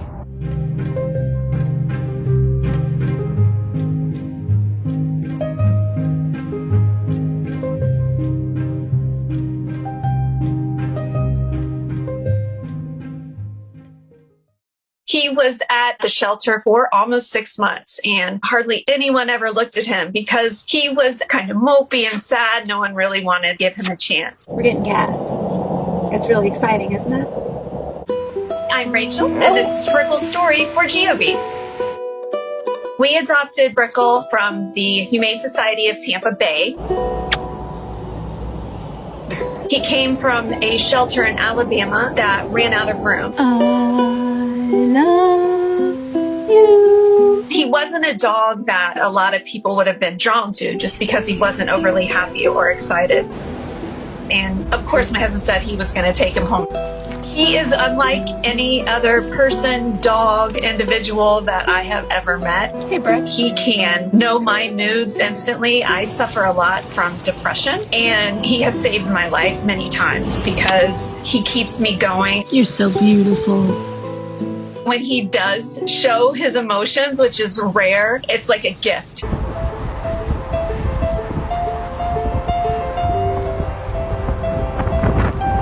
My husband and I decided to sell our house, get an RV, and travel.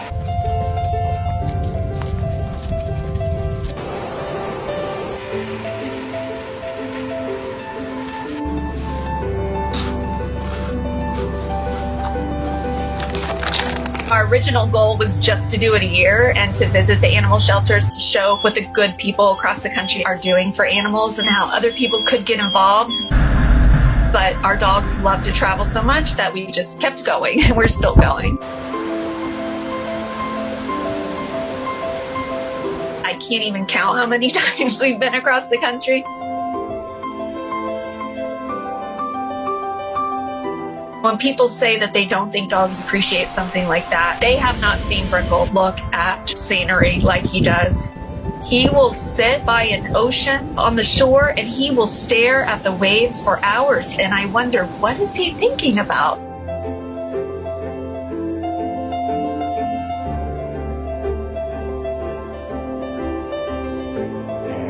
When Digby passed away, his rescue brother, Brickle, was very sad and didn't want to do a lot. We saw a big change in him, which is why we adopted Fruity Cake to give him purpose and just happiness in his life that he was missing. Fruity Cake was at a shelter with over 600 dogs. Someone had brought him in on Christmas Eve, and he had been at the shelter for a few months. Brickle does not like anyone really touching him, cuddling him. He lets Fruity Cake sleep with him. He lets Fruity Cake put his arms around him. Their friendship is just beautiful. Fruity Cake gives him motivation to move and to do things and to push himself just a little bit more. We took him hiking last week, and he can't do the longer hikes that he used to when he was younger. Yeah. So we make adjustments for him. We use a harness now, and we have to help him up the stairs a lot, but he wants to do it.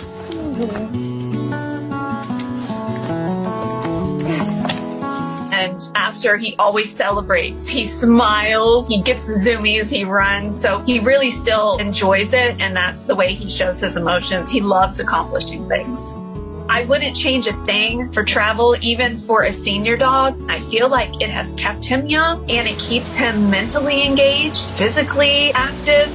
There is no way that he would be happy without seeing new sights and smells every week. I don't even think of him as the dog now. I think of him as a person. Really? He's an old soul. I just love him. It's like your heart beats for your dog. There is no one like Brickle, and there never will be anyone like Brickle.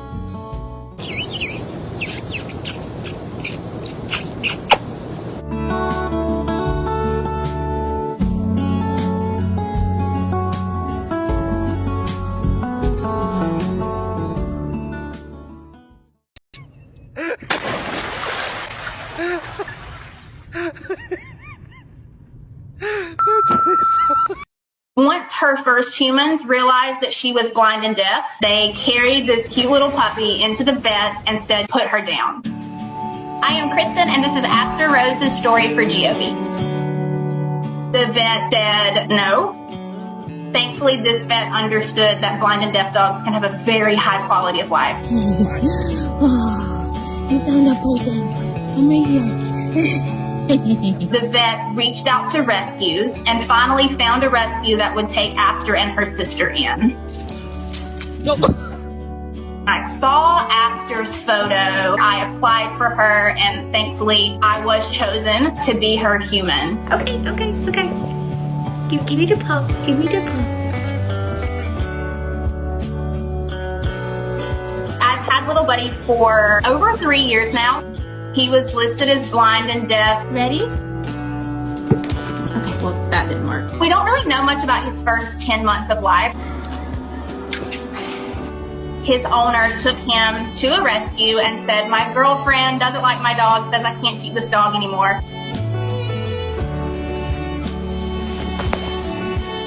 He was in the rescue for about 2.5 years. The lady said that he had one person in his whole time in rescue, one person reach out interested in adopting him, and it was actually just a few months before I got him. He's one of the fluffiest Australian Shepherds I've ever met. Other than being deaf and having one eye, he's in perfect health now. Come on. He loves life. He wants to stop and smell every rose. He wants to go on every adventure, but he wants to do it with me at his side. We have 2 cats.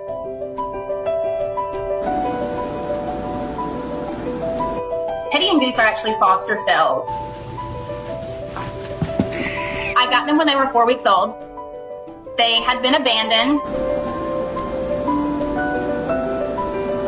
When I adopted Aster, I knew that Teddy would be fine with her, but I kind of thought it would just be this dynamic where they just coexist. And then when she was little, he would approach her to snuggle. I don't know why. But Teddy, he's identified Aster as his snuggle buddy. Goose has a really sweet relationship with Little Buddy. Typically, Goose is the crazy wild one, but with Little Buddy, he's very affectionate.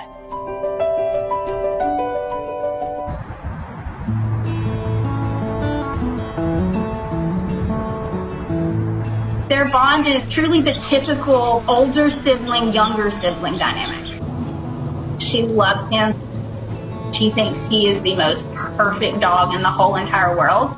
Little Buddy doesn't know how to play with other dogs. He never had that in his childhood, and Aster hasn't given up. She will not give up on playing with him.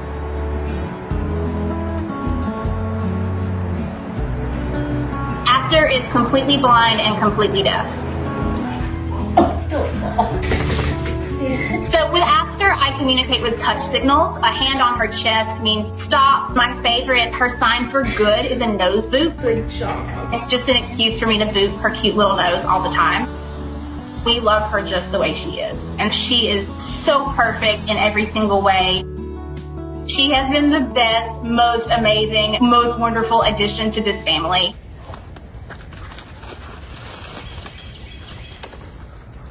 Unstuck.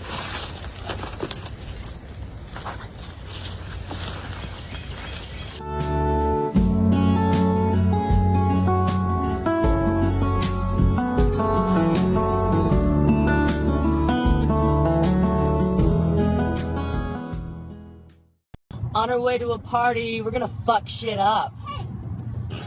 Don't say that. Her heart doesn't pump properly. We don't know how long she's gonna have. I'm Sheridan, and this is Ava's story for GeoBeats. Shelter animals deserve second chances. We have 4 of our own, plus a foster, and then we also have Ollie, our hedgehog. Yay! I got a note on the urgent fosters needed page, and Ava popped up. She was a stray down south. No one really knows if she ran away or someone just dumped her. The rescue was amazing. They gave her the care she needed. They actually put her through 1 heart surgery right away to put a stent in, but that was pretty much all they could do. I had to think about that and the undertaking if I did want to keep her permanently. But as soon as she came home, I was like, I don't think her medical status matters. Eva, she's so annoying. She is like the sweetest thing in the world. And we fell in love with her and she never left. She deserves to do what she wants with the time that she has. What do you We let her play as she pleases. You like the new rug? What is it? Nice, Ava. When we have puppies around, she can't contain her excitement, and we don't stop her. What do you think? Oh, it's so exciting. She gets tired a lot easier. She sleeps a little more frequently. Can't normally keep up with the other dogs in terms of stamina, but we don't necessarily restrict her. Every time we bring home a new foster, especially if they're nervous, she's the first one that we introduce them to. What do you think? She's so welcoming, and she just gives them time to get to know her. Thank you. Oh my goodness. She's really good with boundaries, and she's really good at reading other dogs. They always think she's like mom. They've tried nursing, they've tried doing a lot of other things. She just sits there like, well, this is what they need. The condition she came in, they do believe that she had had a litter or more at some point before coming into rescue. And you can tell by her personality, she has that motherly instinct. I've never met a sweeter dog. She now takes a daily heart medicine, but other than that, if her heart starts to digress at this point, there's not much else we can do. When I first was thinking about adopting her, I had a lot of family and friends say, you realize she might only be here 6 months, right? And I was like, she deserves a forever home. She had already been with the rescue for a year. And so I think her condition really scared a lot of people. She's been here for 3 years now, and she's doing great. She's 6, and they didn't expect her to make it anywhere near that. I hope that she can inspire people to realize that there are so many animals like her that were kind of overlooked. They are all great dogs that just want loving homes. It's going to be tough the day we have to say goodbye.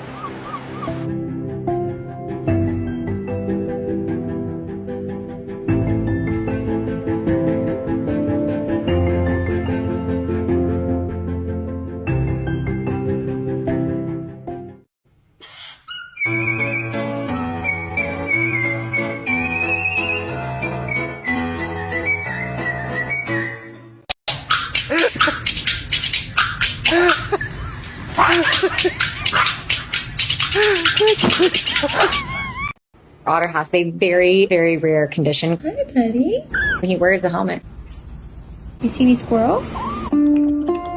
I'm Caroline, and this is Otter's story for GeoBeats. Oh, give me kisses. I started baby kitten rescue about a year ago. Mommy coach her. We focus on neonatal, critical care, and special needs kitten rescue. It's a big purr, baby. Otter, what are you doing? We have 26 people who foster for the rescue, including me. Oh my gosh. Someone reached out to us on Instagram when they found Bunny and Otter all alone outside. They waited for mom to come back, and she never did.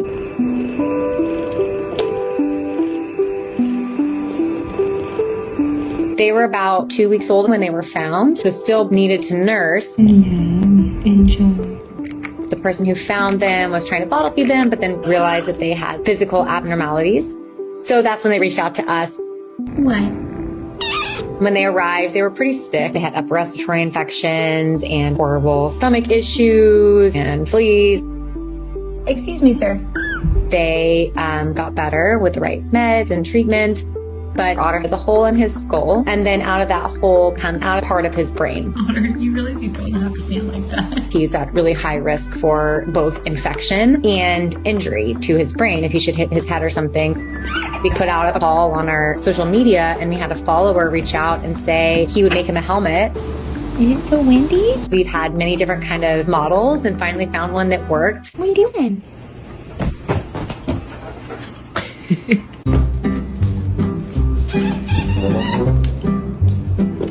He's been wearing that helmet pretty much nonstop. I love you. He doesn't try to scratch it off or pull it off. Otter, just relaxing. He's really good about when we have to change it and clean his head. He's not in any pain or discomfort.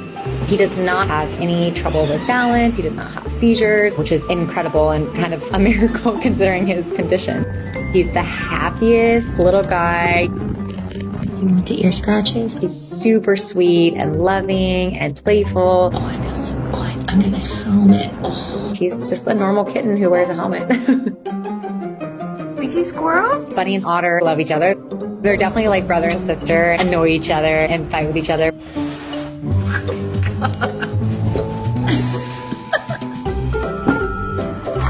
There's not that many times when they're not together. You see that squirrel? And at first I was concerned about Bunny more just because she was missing the most of her front arms, but it's been amazing to watch her adapt to her disability. Oh, I love you. Yeah, I do. Nothing holds her back. Oh, just a nap. Oh, so good. These kittens deserve to have a happy, full, loved life just as much as any other kitten. People sometimes are like, that's so sad. It's not sad. Did you wake up? They have such a love for life. They are so playful and so happy all the time. Attack!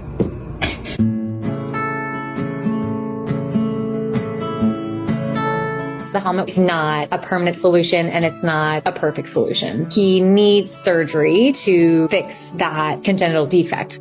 So in a week and a half, he's going to be having this surgery done by an amazing neurosurgeon in LA. And they're going to try to put the part of his brain that is outside of his skull back in. And then they will be covering that hole with titanium mesh. Did you get stuck?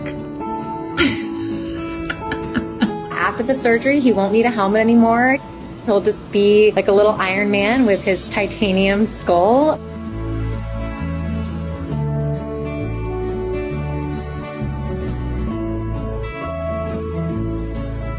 I usually cry when they get adopted. Thank you. It's that bittersweet moment. They get to live a long life full of love, and I can help more kittens find the same. I love you.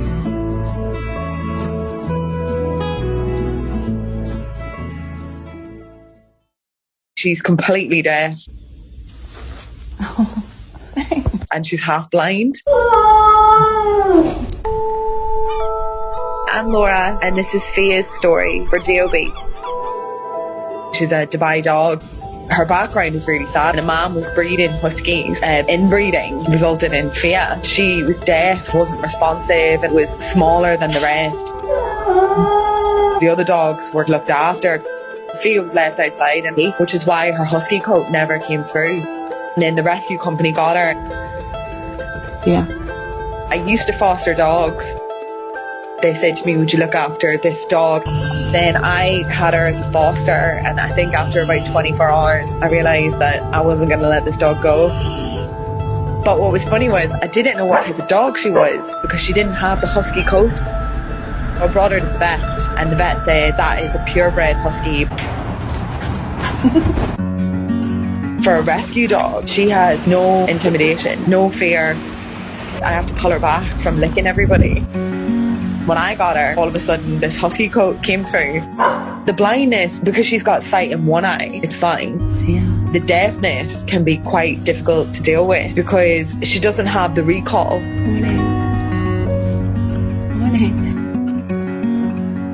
She almost uses me as her ears. She'll run ahead, but only to a certain extent, and she always looks towards my reaction to see how to judge a certain scenario. You can't get her to wake unless you touch her, so you just have to do it in a way that doesn't scare her.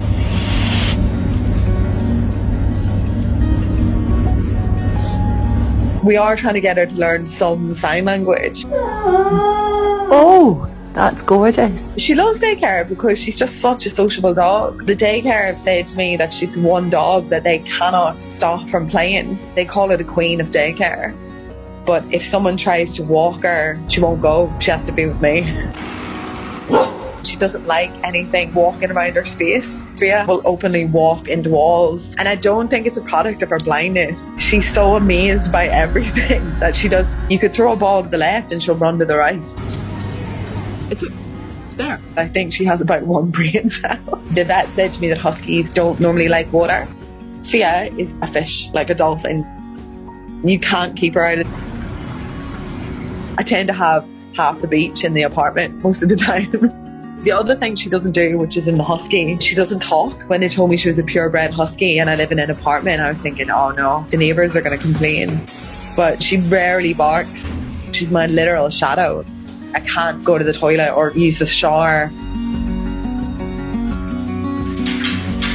She comes with me in every social environment. She comes for drinks with us on Friday nights. You couldn't make her up. She's just her own character. One of her eyes is bright, bright blue, and the other one's a bit glazed.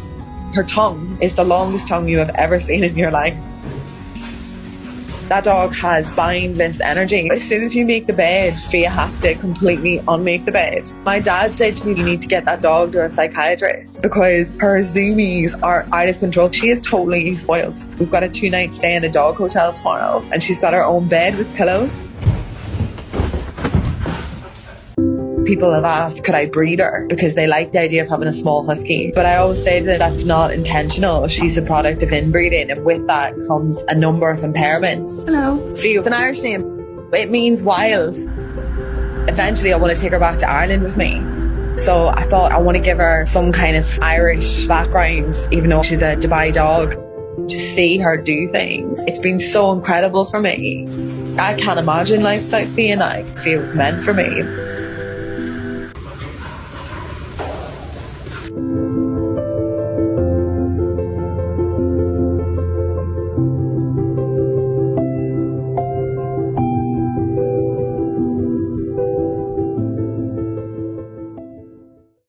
People would take him and then they would get frustrated with him being deaf and send him back. We are Desmond and Johnson, and this is Ludwig's story for GeoBeats.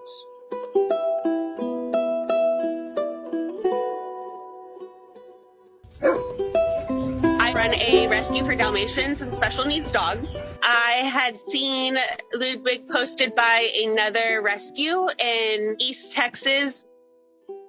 They'd had him for quite a while. I believe that he was an owner surrender. A lot of times if people have purchased a Dalmatian from a breeder that's not necessarily reputable, they won't do the appropriate hearing tests. Ludwig. Then people get a puppy home and realize that it's deaf and don't really know what to do with it.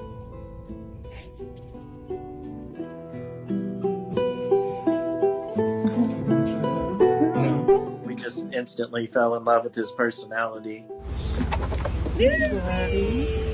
We both have depression and anxiety. Ludwig is our emotional support animal.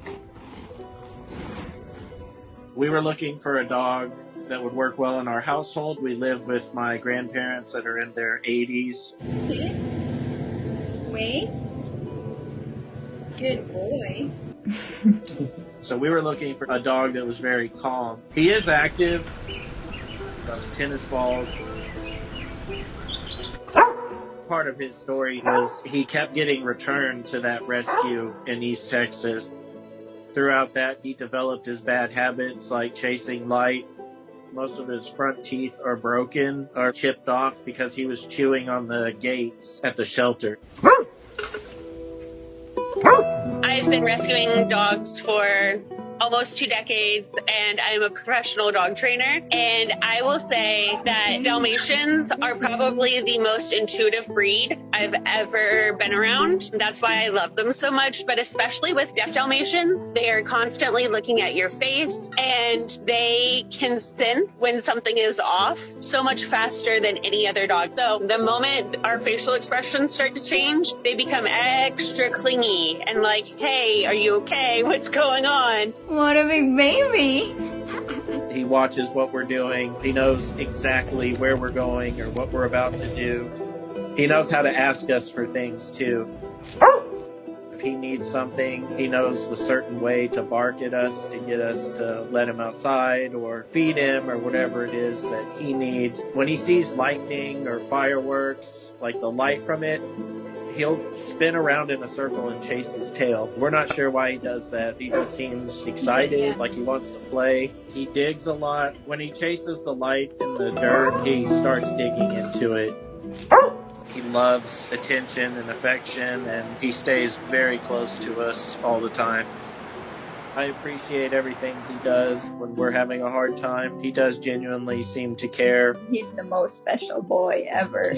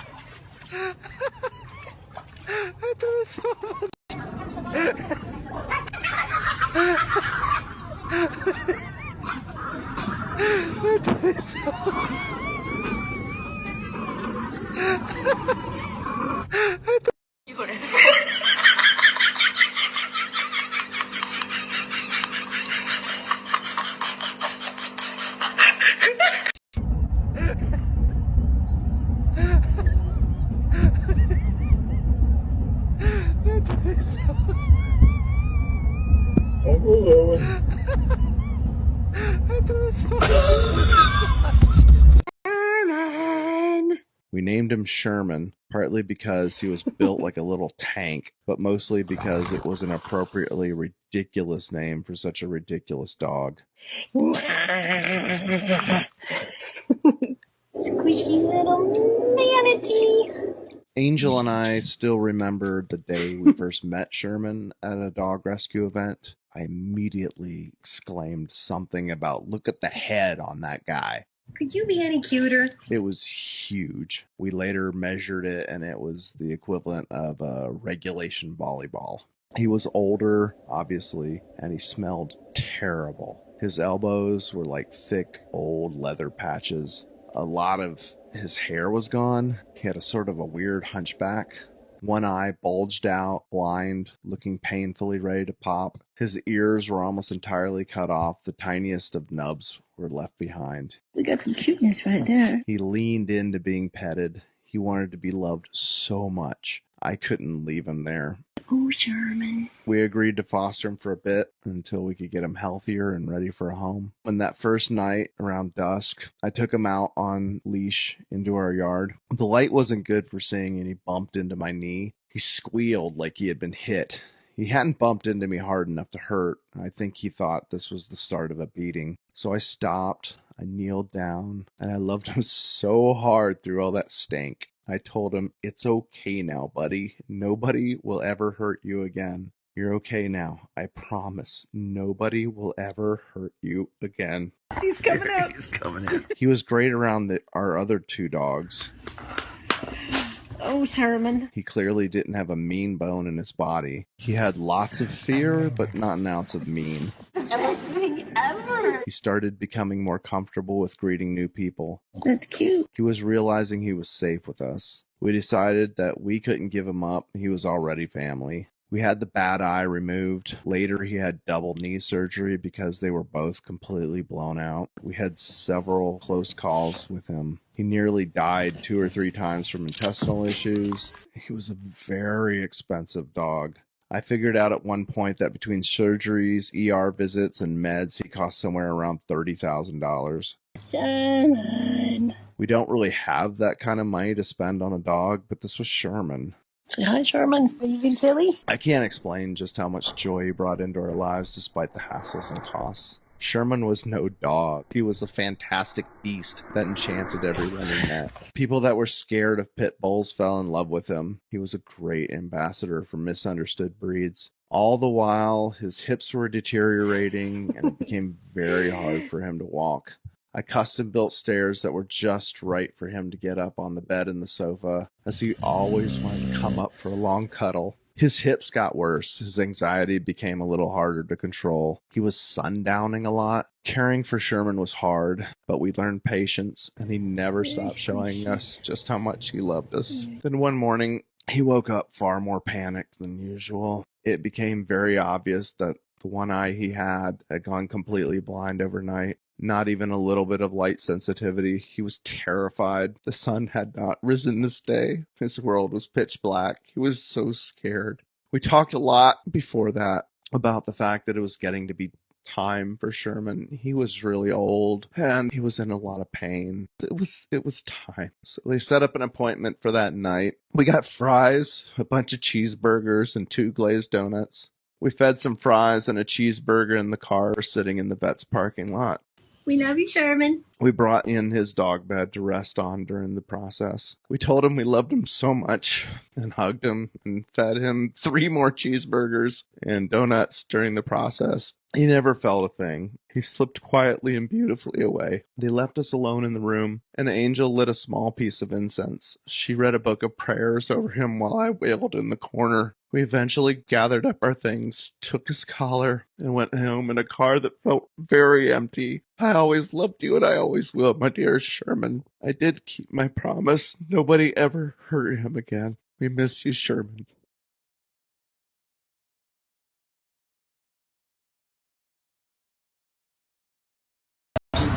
Somebody gave him away on Craigslist. I'm Carolyn, and this is Charlie's story for GeoBeats. I saw this puppy on my neighbor's porch. He is very sweet. They were telling us that they saw this post on Craigslist where somebody gave away a free pit bull puppy. And knowing what happens to pit bulls on Craigslist, they stepped right in and they picked him up. He was really skinny and you could tell that he'd been neglected. We'd agreed to foster him for a few days. This was about 8 months after one of my dogs passed away. Mm-hmm. We were going to see if we can find him a rescue or find him a good home. Yeah, that's good. I wasn't looking for another dog, but within a few days it became clear that we were keeping him. There was just something about him. I couldn't say no. Come give me a kiss. He loves to play. Rocky, I believe in you. But he's also fine just laying on the couch and watching TV. Quiet. Shush it. We love to foster. We think it's so important, and Charlie loves to help out. This kitten particularly was only a few days old, and we had to syringe feed him throughout the night. Then when the kitten became a little bit older and could walk, we realized that that was his little play buddy. So they would just wrestle and play, but he was always so gentle.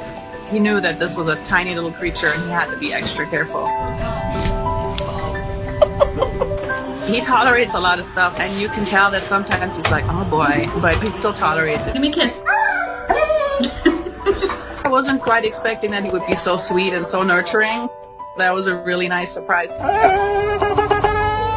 I had a baby 7 months ago, and he's been the best big brother. He's so sweet to her. Several times a day he goes over to her and he checks on her, and he's actually started bringing her his ball because he hopes that she can throw it, and then he'll just nudge it with his nose towards her, and he just sits in front of her and waits for her to throw it.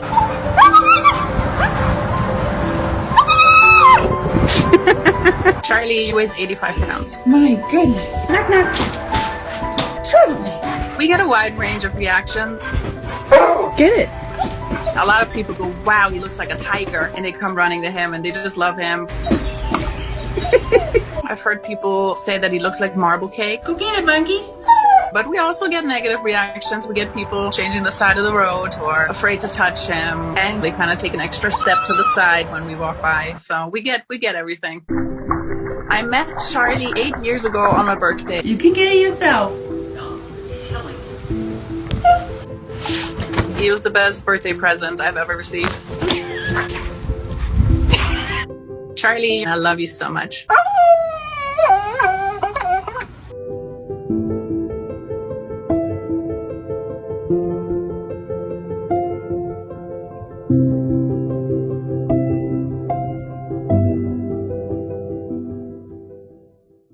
For dinner?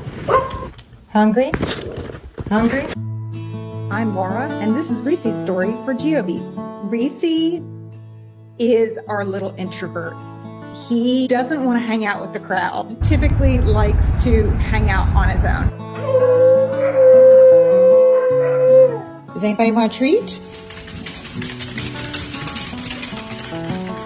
Where's the other one? Some dogs play with others at doggy daycare.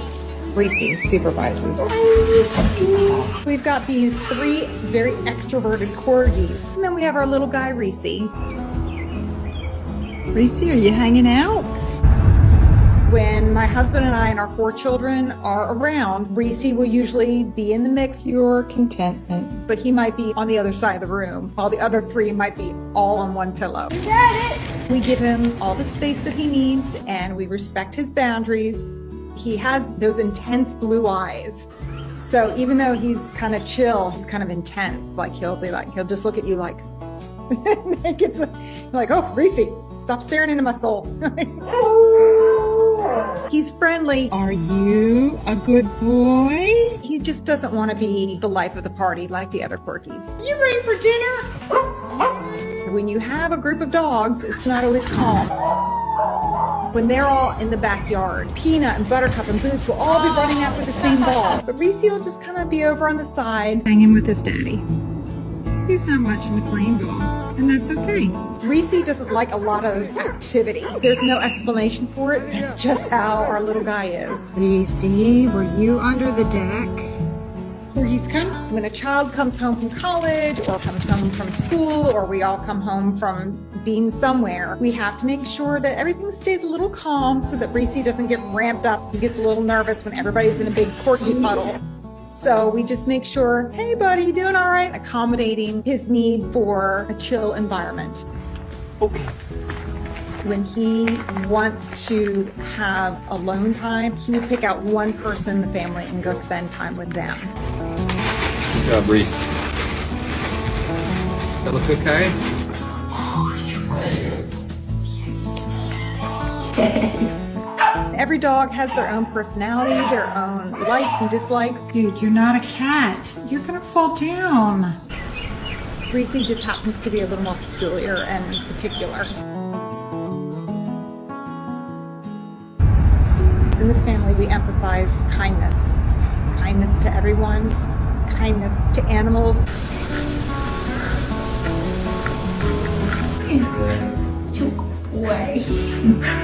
Life is too short not to be kind.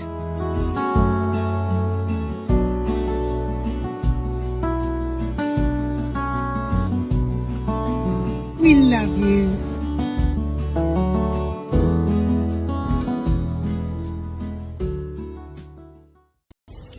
I have a duck.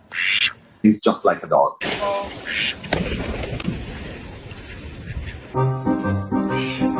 I'm Marcello, and this is Lupo's story for GeoBeats. We love ducks in my family. Lupo.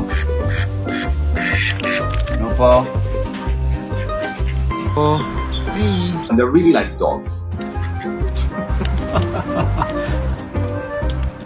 Hey. They're really funny animals. My partner and I live in Rome. There were 2 cats and 2 ducks. Ciao tutti. Hey.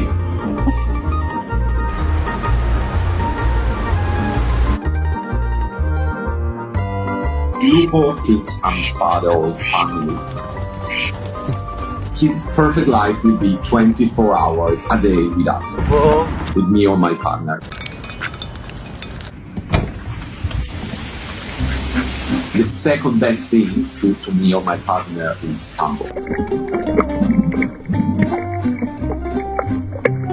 Campbell is the true gentleman.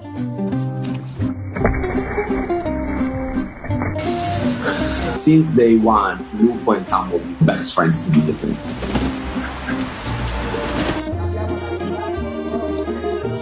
They are inseparable. They're always together, to the point that if I take Lupo or Campbell away from the other one screams frantically because they just really, really bonded. They're as intelligent as dogs. As soon as I open the door, I was like, oh, Daddy's home. Hello, boys. Hello. They follow me around in the garden. Lupo, Campbell. Hey. Lupo.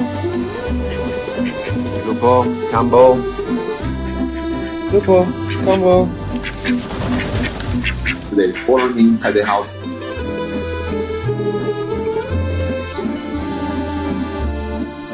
Lupo, Campbell. They recognize their name and they come. Lupo. Hey. Hey. Hello, Campbell. When I let them out in a lake or in the sea, a lot of people say to me, oh, your dog will never come back.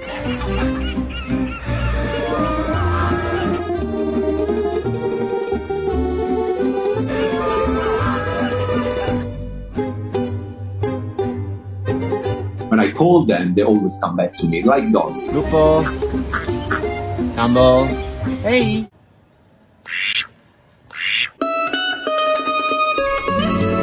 Lupo is a part-time indoor dog and part-time outside dog. During the day, he lives outside in the garden.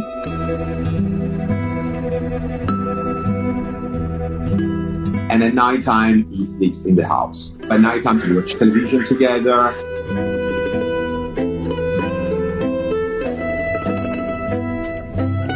He's really imprinted on us and imprinted on the place where he lives. He can fly, but he will never fly away.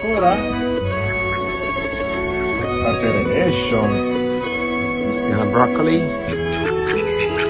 If he's free in the house, we put him a duck diaper. Baby. He's in love with one of our cats as well. So he always chases after one of our cats, which is completely scared of Lupo because he doesn't like to be chased. I love Lupo because he's always there for me. Hello. You can't really force a relationship with birds. It's actually the birds that needs to have a relationship with you. Lupo, Campbell. Hey. Hey. Ciao. Ciao. Ciao, Campbell. Hey, guys. Hey. You're hot. Campbell, Lupo.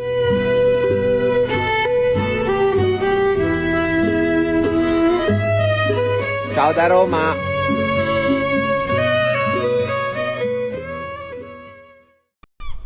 We are two halves of the same soul. Are you hungry? I am Christina, and this is Luna's story for GeoBeats. Luna came into my life in an interesting way. I was doing some volunteer work with a women's shelter. A woman reached out to that shelter and said, hey, I need help. The woman was in a very abusive relationship, and her partner at the time got 2 puppies for her 2 children as an I'm sorry present for being so abusive. So she chose to rehome them ASAP. And I had been looking for a dog for months.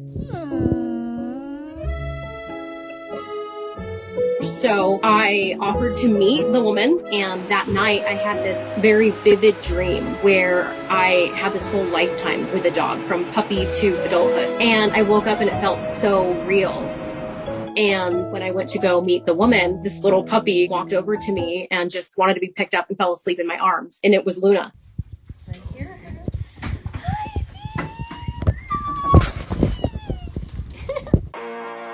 She thinks she's a little human. I have to go do chores. We are inseparable. The outdoors is very important. We're always walking or hiking. Luna!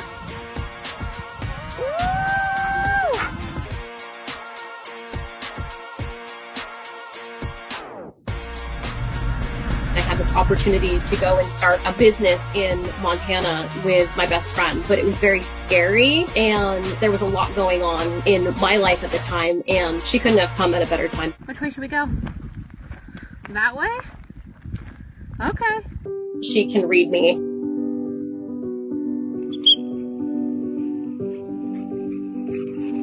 All I have to do, even watching a movie, is kind of gasp. And she's on alert, like, what's going on? What do you need? She's just a little meatball. She's all blue velvet and muscle.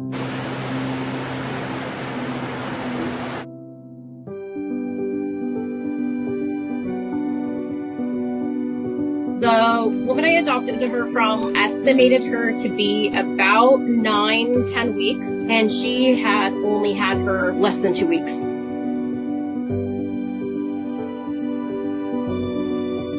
There have been a couple of triggers. I have no idea why she despises the shovel, but she'll attack it when I'm trying to garden. Little things like that. I don't know where that comes from.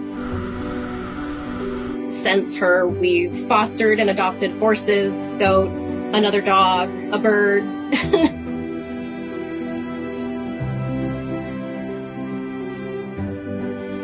So she was the start of it. She is the most loving, protective, and loyal friend. Every time we introduce a new member to our pack, she's the first one to meet them. She goes around and does all the chores with me and talks to all the animals. She's just has a calming way about her, and the animals sense that.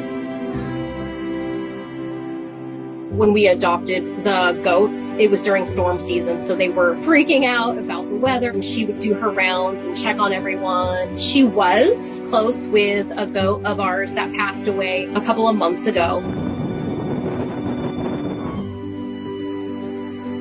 Luna would come and sit with me while I was sitting with the goat. Looney. Hi. She also had a heart horse who passed away. Her name was Foxy Brown. She was 20 and had been a rodeo horse. I think that's when Luna and I started doing absolutely everything together, because this horse required a lot of attention, care, daily medication, several hours a day. And Luna would sit with me while I was doing all of that. I tell her every day, thank you. I start the morning doing morning meditations with her. And I thank her for all of this, everything that she's inspired.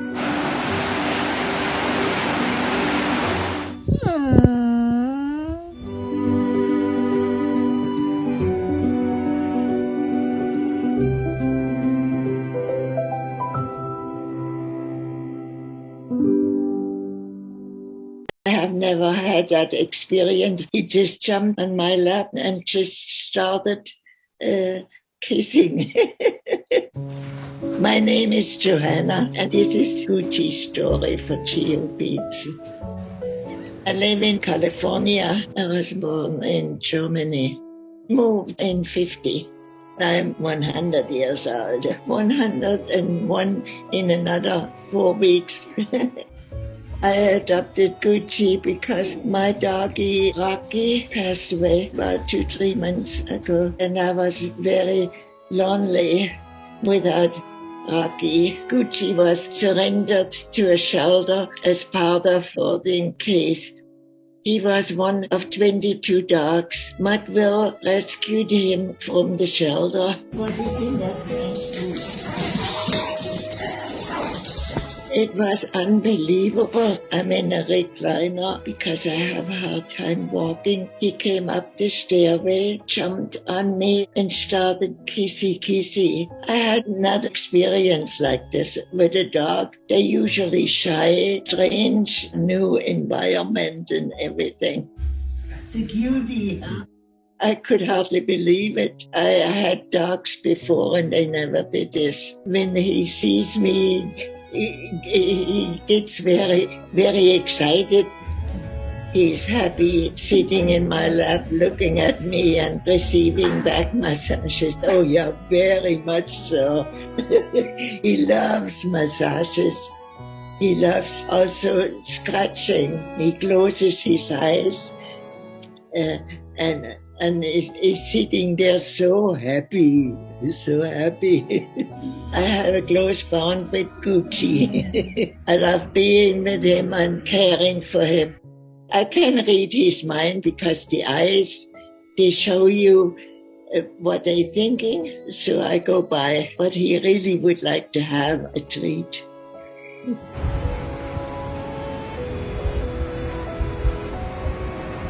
At 4 o'clock every day, he goes for a walk.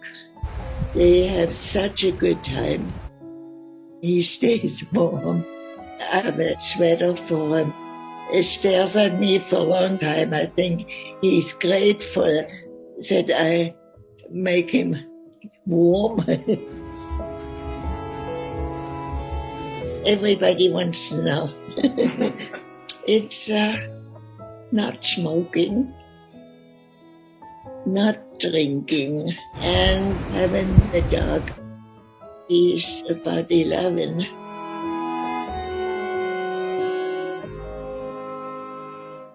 I love him, and he will always have a good life from now on.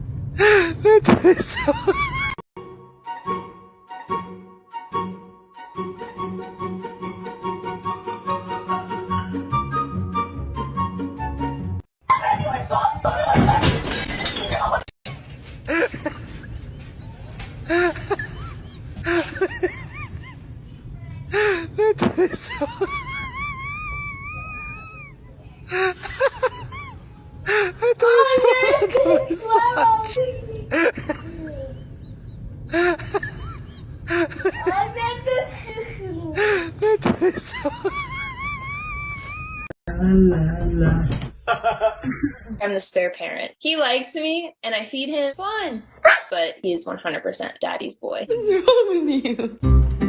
I'm Sophia, and this is Swanson's story for GeoBeats. The relationship that my husband has with Swanson is truly like best friends. My husband gets home from work, they wrestle. This is the smallest freaking toy. My husband takes him out on long walks every single day. Swanson, you miss Daddy? Swanson will just go and lay on my husband and kiss him when he gets out of the shower, licks his beard, all the water in it. Their relationship is really adorable. Swanson! We rescued Swanson in 2019. I was still in college. I was living in a house with 5 other girls, and our house actually got broken into. And we all decided that it was time for us to get a dog just for some extra protection and security. We went to the Humane Society in San Diego, and the lady that was helping us was like, I have this one, he's been here for 10 days and no one has shown any interest in him. And we were like, okay, we'll take a look at him. He had a tube of cream cheese that she was using to keep him next to her, and he wanted nothing to do with us. He was just all about the cream cheese, and we decided that he was the one. So he lived with us for the remainder of college, and then my husband and I took him with us when we moved back up to Oregon. It's you! My husband is the one that decided to take him after college. He has always been obsessed with dogs. Swanson. My husband was like, if you and I ever break up, I'm taking Swanson. So where are you? Where's Swanson? We don't know a lot about him. He was a stray when the Humane Society picked him up, and we assume he must have lived with a family at some point because he has great house manners. He's definitely not a guard dog by any means. He's just such a weirdo. Oh my God. He sits on our couch like a person almost. It's fun. And he's actually kind of ruined our couch at this point because he's 80 pounds. It's a couch. His favorite toy ever is balloons. You like the toy? He's very manipulative. Knows how to work the eyebrows and the puppy eyes to get what he wants. When I'm eating, he has looked at the wall sometimes just to really prove his point that he's upset that you didn't want to share with him. Get your toy. I honestly think I'm the spare parent. I usually have to initiate the cuddling when I want to cuddle with Swanson. Ignoring me. See? See? My mom is absolutely obsessed with him. I'll always catch them cuddled over by the fireplace and he's looking up at her with his tail just like wagging. Where's Swanson? He has made our lives better in every way. My husband and I are newly married, and having a dog to mutually take care of has been really meaningful to us. Give me a hug. Give me a hug. Oh. I'm in grad school and my husband works a really difficult job, and coming home to Swanson just carrying a sock or another toy and wiggling his little tail, just being so excited to see us after a hard day is just amazing. You love your dad? I think everyone should have a dog because they just make your life better, and he's a great companion. We love him.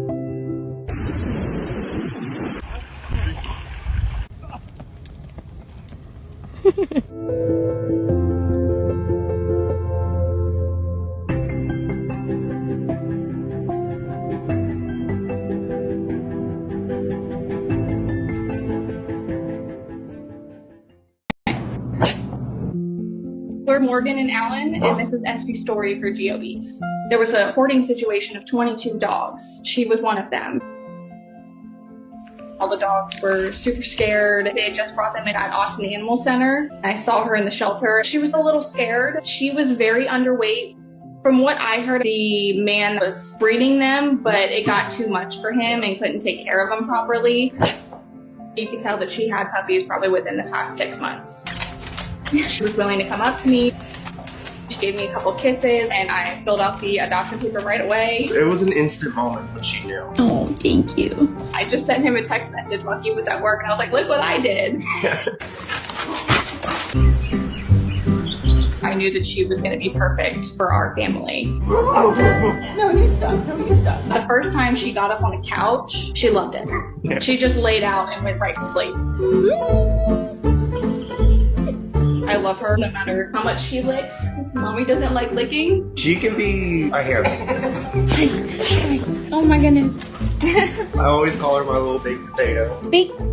Her ears are so funny. They kind of like stick out to the side, and when she runs, they like bounce. They like It's so cute. Look at that nose. Look at that nose. She's very expressive. You're supposed to be good for grandma. You can basically tell what she's thinking just by her eyes and ears. When she's playing with her frisbee that she loves so much, her ears and her eyes, her face, she's like, I'm excited to be out here playing. Ready? Good girl. When I come home from work, first thing I do, besides saying hi to her, I kind of like tiptoe to her. I kind of, Daddy's gonna get you. Daddy's gonna get you.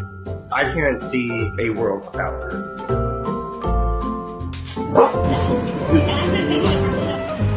I feel like she has that energy that we were the ones that really helped her out and put everything that we could to get her the best life that we possibly can.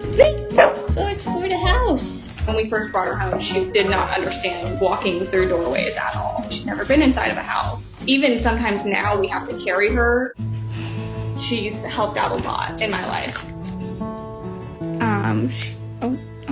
A lot of the times when I'm feeling on edge, she knows it before I even know it. And I know that she's right here next to me like, hey, okay, everything's fine. I'm here for you. And then once I start petting her and once she lays down on my lap, then I feel like I'm centered and all the anxiety and stress just relieves itself. What are you doing? You can't go out. You can't go running off. A lot of people see her being a daddy's girl. She is very much attached to me. That's mommy's girl. Daddy's girl if we're playing Frisbee. Yes.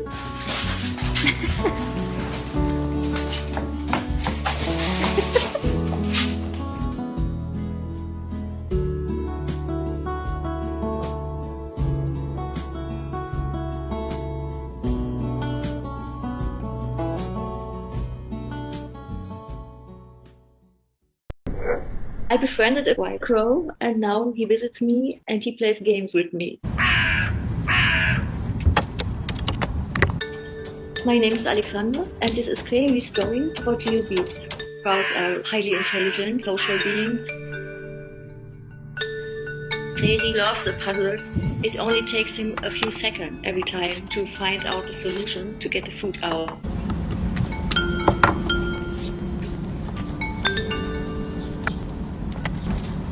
And the interesting thing for me is he will take the fastest and easiest route to get to the food.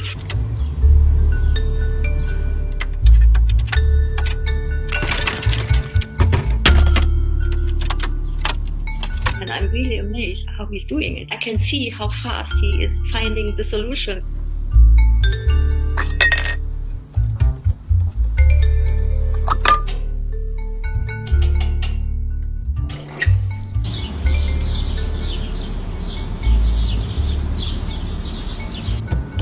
I love birds, I love nature. One day I had a peanut in my hand and I just held it out to the crowd and he took it out of my hand. And this is when I realized, whoa, we are getting to know each other.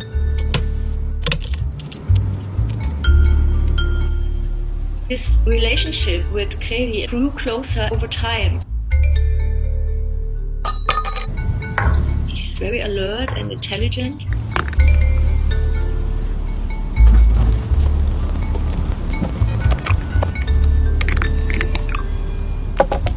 This bird was watching me like I was watching the bird. Crew is a female. She has a very calm personality. She's a little bit more shy.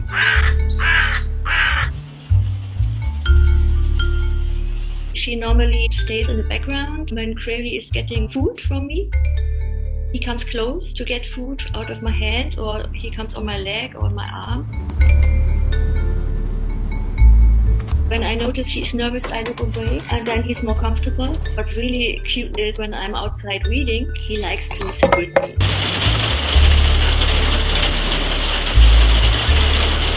There is a food hierarchy, and Crazy has to be the first to get to the food. And she respects this hierarchy. She never dares to try to get there. She always stays in the background and watches. It is for me sometimes very difficult to bear. I try to give some food to her, but he won't go away. He tries to get everything.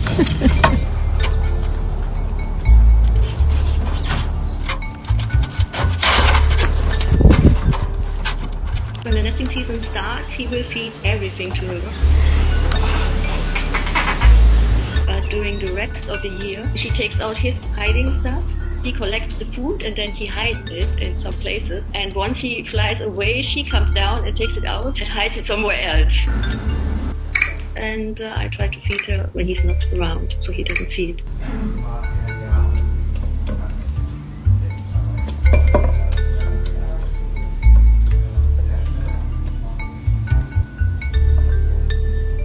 Kami is the baby of Crazy and Ku.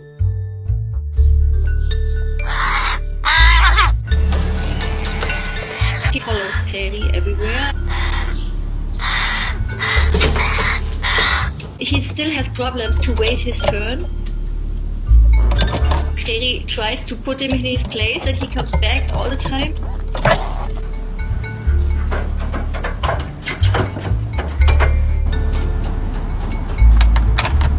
I saw Kami do one. I was really impressed because it was really the first time he saw this puzzle, but he did it. He had to open a little compartment. How did he know that there was food inside? 2 years ago, they had 4 fledglings, but they disappeared pretty fast. Maybe they did not stay as long as Kami. When the sun is up to around 8 o'clock, the first time they come, or they sit in the trees and watch if I'm coming out. I think it's their territory. There are many small territories around my neighborhood. If another crowd tries to sit in a tree here, they will chase them away. When I go on a vacation, it's really beautiful. When I come back, it only takes half an hour or so until they notice that she's there, and then they will appear. I sometimes feel sad for them when I see them sitting in the rain, especially Clary. I can see him sitting in the rain directly in front of me. He sits outside and I'm inside, but it's normal for him. Only if there's really a lot of snow in winter, I clean the perch for them. During summertime, they stay near here in their territory, and from September to spring, they roost all together. I was searching for this place for many years, and I think I found it. It is 2 to 3 kilometers from here in a forest and a lake. There are thousands of crows. They come from all directions. When I saw the congregation, I realized suddenly there are maybe 3 birds in there who I know, who visit me every day. It was very moving for me to know a little part of this wild nature so closely. He's coming down from the trees to sit with me at the table and play a game for food. So it's really strange. It's really incredible. He's part of my family, but he's not a pet. He is a wild being, and he always will be a wild bird. I sometimes think about the day where he will not come back. It makes me sad. I love him.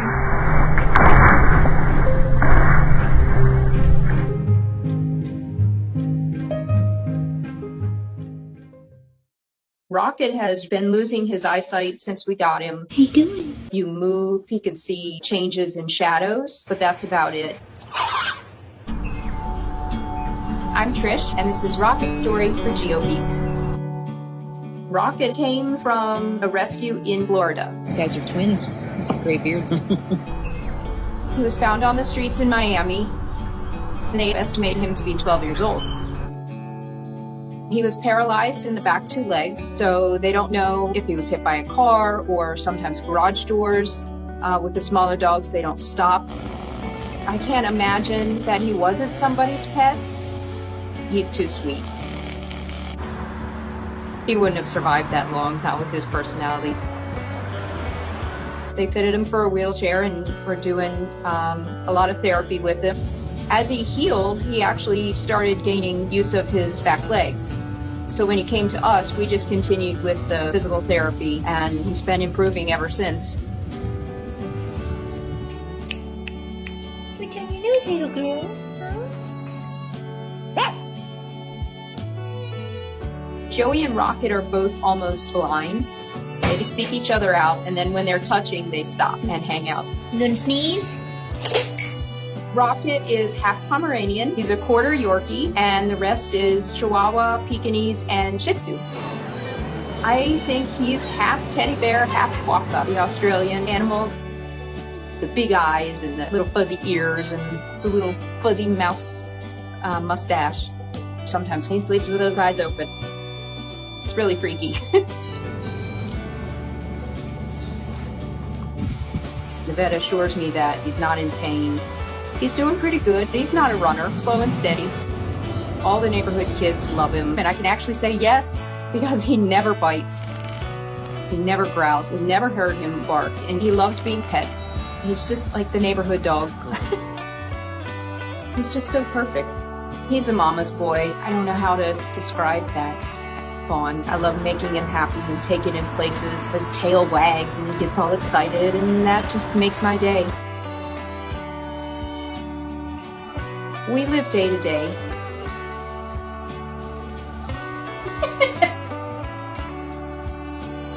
In the moment to moment, I make sure that they are loved and happy and they have the best retirement life that they can, and I think that makes up for being abandoned.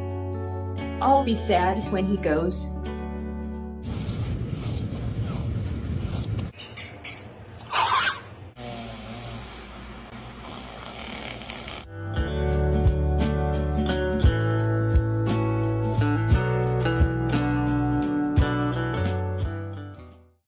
The most important love of my life is Benedict. Hello, Benedict. If they imprint on a human, they become like dogs. Did you come to say hello? Come on my hand. My name is Varia, and this is Benedict's story for GeoBeats.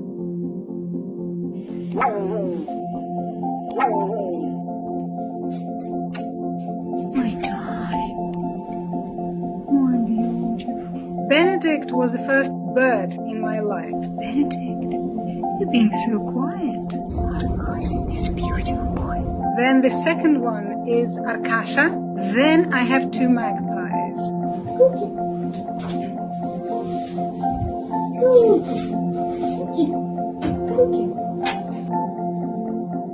I found Benedict just here near me in the street in central Moscow. He was about a couple of weeks old. I observed him for about 4 days. He was just sitting in one place, so I took him home and called the vet. He has a very weak heart, and that's why he didn't fly up. When parents see that this chick is not going to be able to survive, they just abandon this chick. So he stayed because he wouldn't survive outside, according to the vet. He lived in the open balcony. It was a lot of feeding, probably every hour. A lot of nervous thoughts. You don't know if he's going to survive or not. So, hello, everybody. That's me, Benedict, a beautiful bird. It's very interesting because he just developed this passion for being in the family. He always wanted to be near. Masha. He observed me all the time. He studied me all the time. He learned, and he just is an incredibly curious creature. You feel that they're dinosaurs. They have been here much longer than we have on this planet. Crows, of course, recognize their names. Okay. They don't just recognize their names. They know that the other one is called Arkasha. Beautiful. Arkasha is a completely different personality. Arkasha, wakey, wakey. The vet told me that they're not going to be able to live together. At first, Benedict was vicious and was incredibly jealous. Slowly, they got used to each other, and now they're absolutely fine. I can't say that they love each other, but there are moments when you see some affection between them.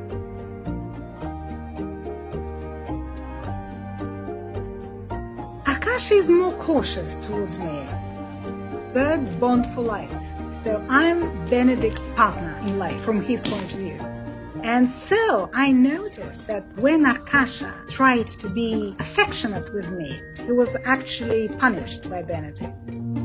When I cuddle Arkasha or scratch his head, I usually close the door because Benedict just doesn't like that. Hello. I don't feel that they're my pets. Benedict and Arkasha are my family. All crows or wild birds that come into our homes, by definition, they're not going to live as long as maybe some other birds. These birds, they usually have problems. For example, his vet forecasts 7 years. Benedict is 8 now. The world rotates about him. If he wants to eat, he has to be fed. Or he would want to play, he will come and play. Close the door, and he wants to come in. He will bang on that door non-stop because he's bored. They're very intelligent. When my son came from abroad, somehow immediately Benedict understood that this is family and became absolutely relaxed in the presence of my son, and he's always near. He's just sitting there. Wherever I am, he will be near me. Sometimes when I come home, Benedict is at the door with a toy and he greets me. They are naughty, they're cunning. He has these enormous ears. When I switch on the radio in the morning, very quietly on my mobile phone, in my bedroom, behind 2 closed doors, 2 sets of doors, Benedict hears it and he says, "Mama." Hooded crows, they can't talk physically, anatomically. They try to produce various sounds similar to human sounds, they just can't pronounce them. Hello. They understand my moods. I remember when I was crying, Benedict came to me and just sat on my lap, and I'm sure he wanted to console me. My priority is always to release them into the wild, but sometimes it's impossible. It's a huge responsibility, and you really feel honored when this little bird steps on your hand for the first time. you just want to cry. But they're my life. I'm prepared to build my relationships, my hobbies, my work around them. I'm working for my crows and my magpies.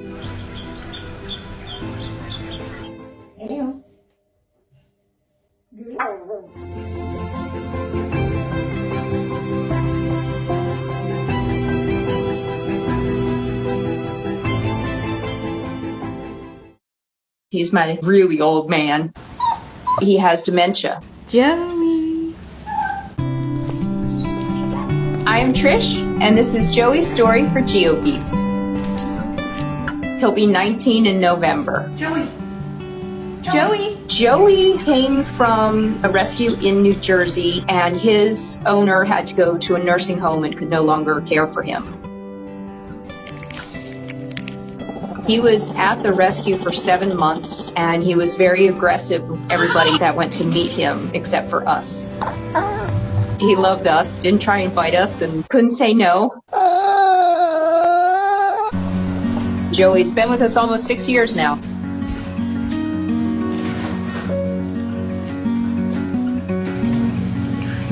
All of Joey's organs, all of his systems are really good. He's the only one who doesn't need medicine. The only thing wrong with Joey is dementia. Joey! He gets very confused. He starts pacing, he starts circling. In the morning, he's like, I know where I am. At night, you can tell that he's forgotten.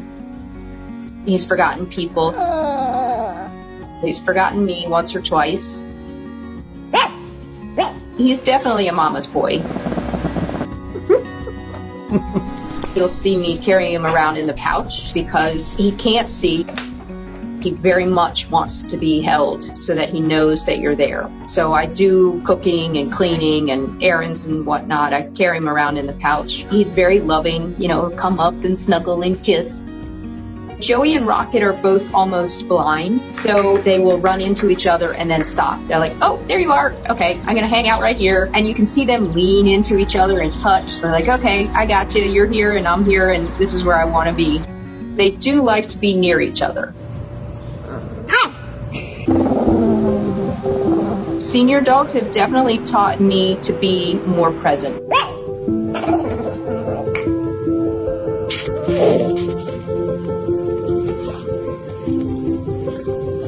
I don't leave the house in the morning without kissing each one of them goodbye.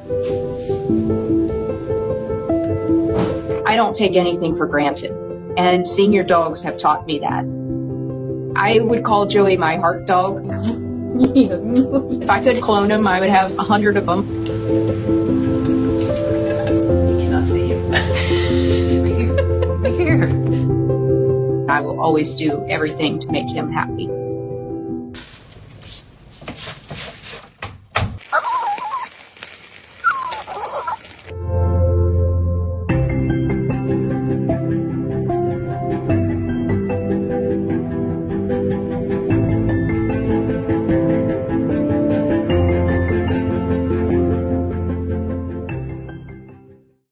She was so mad at everyone and everything. Bridget, come on. Oh, she's perfect. I am Michelle Roberts, and this is Widget's story for GeoBeats. Widget looks grumpy, and she is grumpy. Widget, you are so weird. Are you sorry? God, you're such a diva. She was about 4 or 5 weeks old when she arrived at the Carroll County Humane Society with her 4 litter mates. She had dwarfism. The rest of her siblings were normal. No offense, Widget. Oh my lord, Widget! The lady over at the Humane Society just sent me a message and said, hey, do you mind fostering this litter of kittens? And of course I immediately said yes. Widget, it's a good thing you're adorable, but goodness gracious, you are not that smart. Her siblings got adopted pretty fast, and they allowed me to be first in line to adopt her if I wanted to. Come on. Ah, you got my thing. Oh my god. So jumped at that opportunity. I adopted her as soon as I could. Widget, baby, I'm not saying you're dumb, but the blinds are up right there. Are you stuck? People have said that Widget and I are total opposites. We balance each other out. I feel that's probably because my face can smile. Hers is like, it's probably physically impossible. Widget, do you like your new purse? When I first got her home, she was already telling her siblings, I run this house. And she did. These cats. She will randomly just smack the other cats. Yeah, Widget, you better walk away. She will start a fight anytime. It's gonna be on. Oh. I have foster kittens.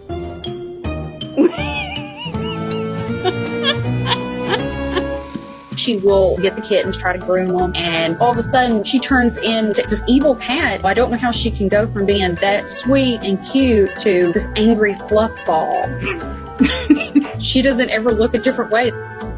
That's her permanently. You want to come here? Oh, most of the time. I get about 5 to 10 minutes every morning. She's super sweet. Hey, Widget. You can usually tell by her eyes what kind of mood she's in. It's like it depends on, I don't know, what the weather is. 5 toy bins upstairs, and you pick a damn flip-flop. She'll just be super loving, and then 5 minutes later, she's trying to bite me. Okay, no loves, no loves. Her legs are like this big. You know, she just doesn't see that.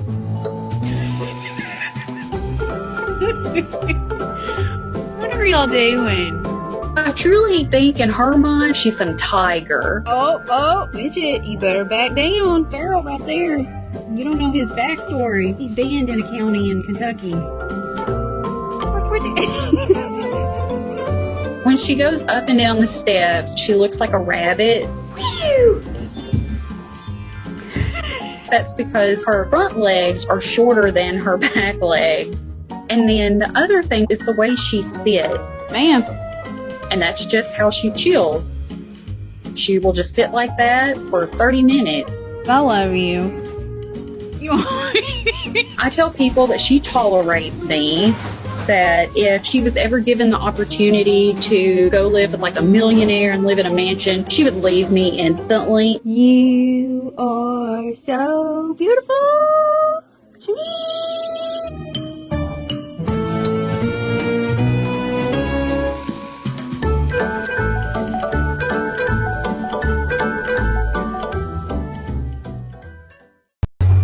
My fox Reef is a spoiled little mama's boy.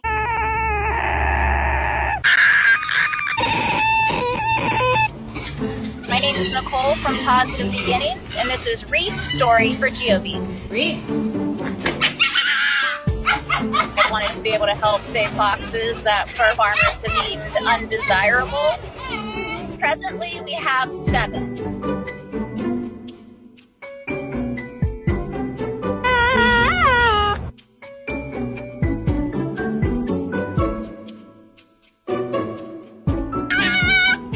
The most well-known fox I have here just because of the very big personality he has. So dramatic for nothing. He is the character of all characters. Hi, girls. Great.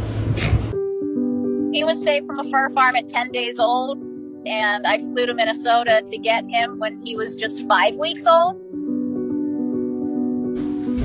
He and I have the most intense bond out of any of the foxes. He's extremely spoiled and extremely vocal and very demanding. How you doing? He will get extremely jealous. Jasper. Oh my gosh, what are you doing? He is very protective of the relationship that he and I have, for sure. You look pretty in pink. These foxes are allowed to be exactly who they want to be. I don't set expectations on them. You have a winter tail and a summer body. Good girl. They have a huge enclosure, almost 1,000 feet of outdoor space.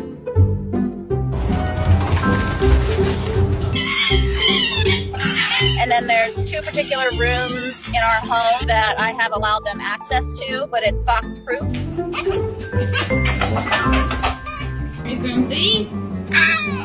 Somehow NBC's Dateline is Reef's favorite show. He can hear the different hosts, and he'll come running from the outside and jump in bed and watch Dateline. He likes to get in that drawer, so there's nothing in the drawer. If one of the foxes thinks something should be theirs, regardless of what it is, you just basically have to let them have it. It is all drama if you try to take something away from a fox.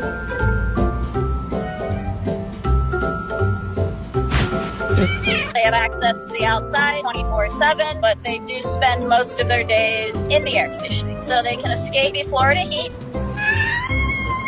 The most important thing that people need to understand is each of these foxes is their own individual. They all have their own individual personalities. I grew up on a very large horse farm in western Pennsylvania, and our next door neighbor was a wildlife rehabilitator. So from a very young age, I became keenly aware of the difference between domestic and wild. Even though these foxes have never been wild, they're not domesticated. So all of those wild instincts are still there, like the digging and foraging and hunting. So we'll do enrichment activities. They have the capability of learning pretty much anything that they want. But unlike a dog that has been domestically bred to want to please their master, foxes do not care about pleasing anyone but themselves. Sir, can you sit? What up? I consider it a privilege to watch their personalities shine once they've been in sanctuary for a while. Our little town here in Key Largo, they've all fallen in love with Reef. He, air quote, writes a weekly article for our local newspaper down here, the Reef Report. So everyone always looks forward to the Reef Report every week. To be a voice for foxes is something I'm very passionate about. I'm his person.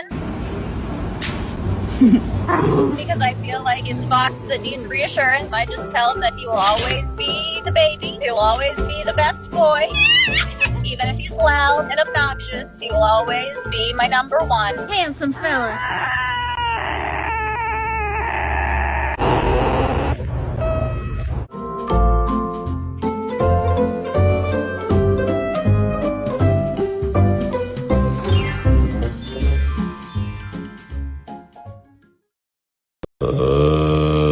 He didn't want to lift his head up or eat after getting passed over time and time again for the younger dogs, and it was heartbreaking. I'm Deanna, and this is Leo's story for GeoBeats. At the shelter, because of the white in his face, they thought he was about 9 or 10. So they thought he was a senior, which is why I guess nobody really wanted him, and he stopped just living. He needed to get out of there as soon as possible. According to them, being a senior, he probably would have not had as much time there as some of the younger dogs. Pity Rescue pulled him from the shelter that he was dumped at. I got to meet him and introduce him to our other dog, Callie. They got along great, and the rest is history. It turns out he was only about 5 years old when we got him. I'm guessing that he was a backyard dog. He doesn't really know how to be a dog, unfortunately. Look at those braces. He doesn't understand some of the normal things that I think a dog that lived inside of a house would understand. Braces. If you were to throw a toy, he would kind of look at you like, what am I supposed to do with this? He needed a family to love him. Are you getting hungry? Is it time for dinner? He was happy to have a couch and a bed and blankets and things. There was a time where he was maybe a little alarmed with appliances in the house. Alexa, bark.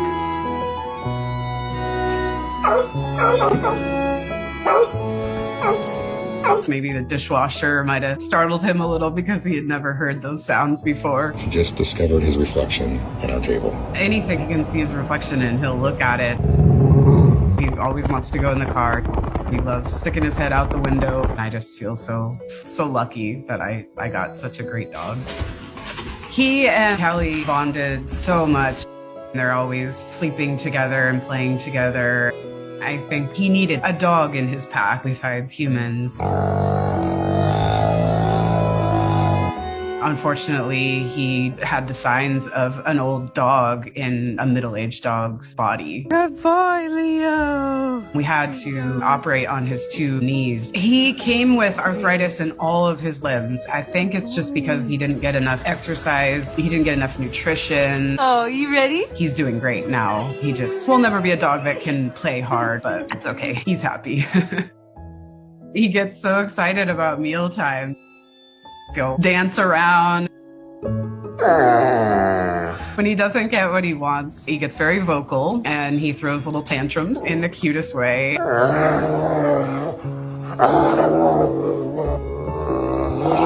If we don't walk him soon enough to his liking after work, he will start talking.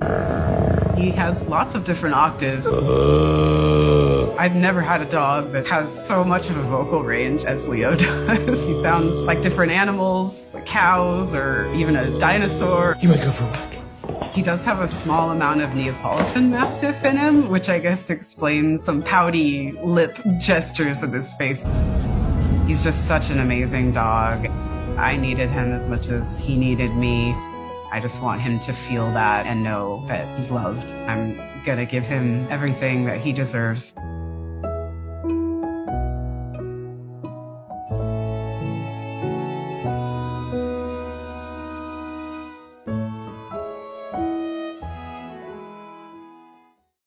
He's always been different. He truly is an angel in scales. I'm Alexandria, and this is Dragon's story for GeoBeats. In 2020, he was diagnosed with osteomyelitis, which is a bone infection. Good morning, Dragon. Now he's disabled after his condition.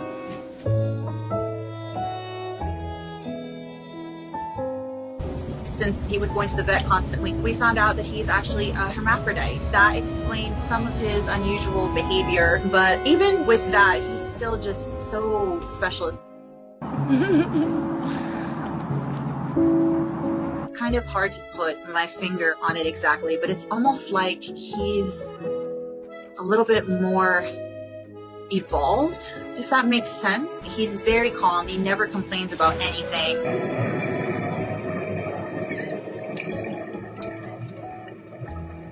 He no longer has osteomyelitis. It took about a year. He had to go through a lot of exams, a lot of x-rays, a lot of medication. But my vet knew exactly what to do, thank God, once we figured out what it was. I made sure that he wasn't in any pain. However, now he likes to be flat so that he feels comfortable. His spine is pretty much unaffected. His tail is unaffected, but his arms, shoulder, and leg joints are affected. He can still get around if he wants to. It's just, he just looks kind of funny going like this. He has lost a lot of weight due to not being able to use his muscles, and he also doesn't eat as much because he's not as active. We had to rearrange his entire house. He had to have everything soft so that he can move around and be able to navigate his own.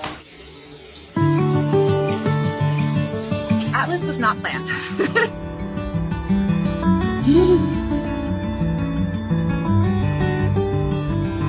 He's my needy baby. He makes that so obvious too. When he's upset, he will turn black and he will let me know. He's very loud with his emotions. And he just clicked with Dragon, which really surprised me. And I really believe that it's because of how Dragon is. I don't think that another Dragon and Atlas would be a good combination at all. I still don't let them hang out unsupervised. Dragon has always fully trusted me. We would go on so many adventures. Luckily, I live in Miami, so it's very warm. We can go outside pretty much all year long. He's been to the beach, he's been to parks, he's been a lot of places, and it's been fun. I don't think people give bearded dragons enough credit. They feel a wide range of emotions. They're similar to dogs in that aspect. They do show love. They want to be handled. They want to be given attention. They want to be with you. People don't realize that bearded dragons do and can get depressed if they are neglected. I tell him all the time how much I love him. The way he shows such acceptance for life, even through his condition, it's honestly inspiring. He's been with me through a lot of life, and he's always just been such a calm, reassuring presence. He is my boo-boo.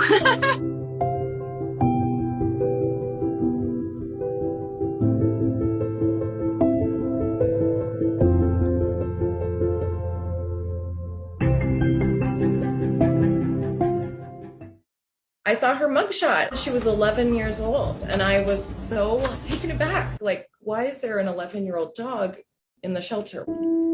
I'm McKinley, and this is Iris' story for GeoBeats. Iris came into my life 3 or 4 years ago. Good morning. Good morning. I had never had a dog. I was just on Facebook, and then I somehow got redirected to the Humane Society website, which is always a slippery slope. Hi. I just went to meet her. She was sick in the shelter, but she just licked my face. And I was like, what's going on? I'm taking this dog home. And the people close to me were like, maybe don't do this. You're not prepared. And I was like, I'm gonna be prepared. So I adopted Iris.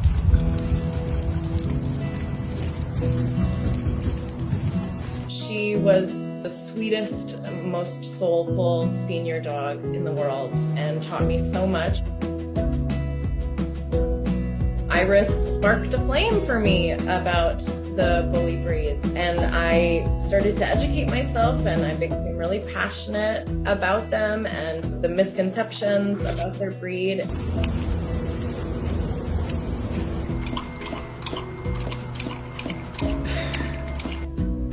She is the reason why I advocate for them. What? You want to play? And the reason why I'll continue to rescue bully breeds forever.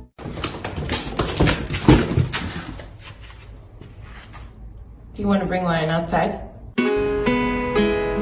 Iris passed away last summer.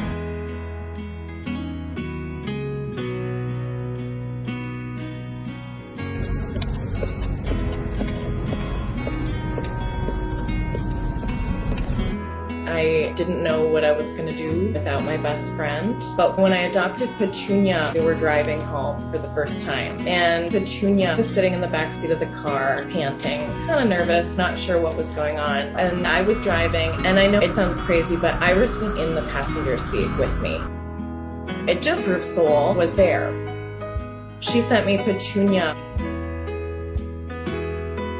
I really do feel that Iris had something to do with all of it.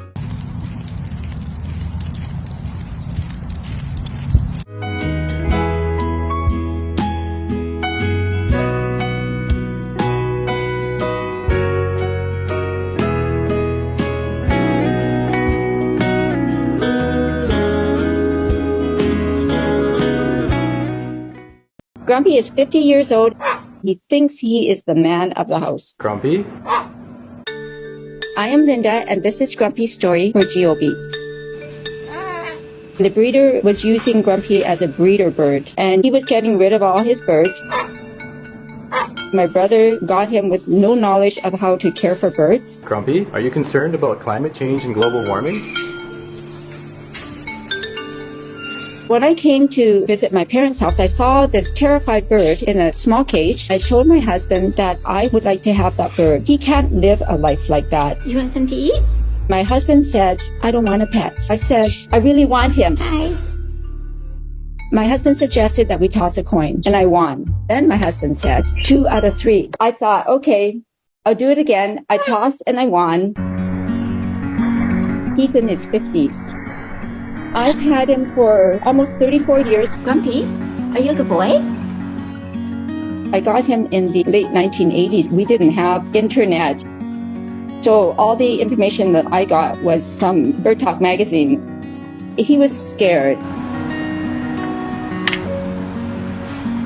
Every day I worked with him, I would open up his cage and I would stand at the back of his cage. I would hold up an apple in front of him. I don't think he had ever eaten apples before. I did this for about a month. Gradually, he became used to me and he knew that I was not going to hurt him.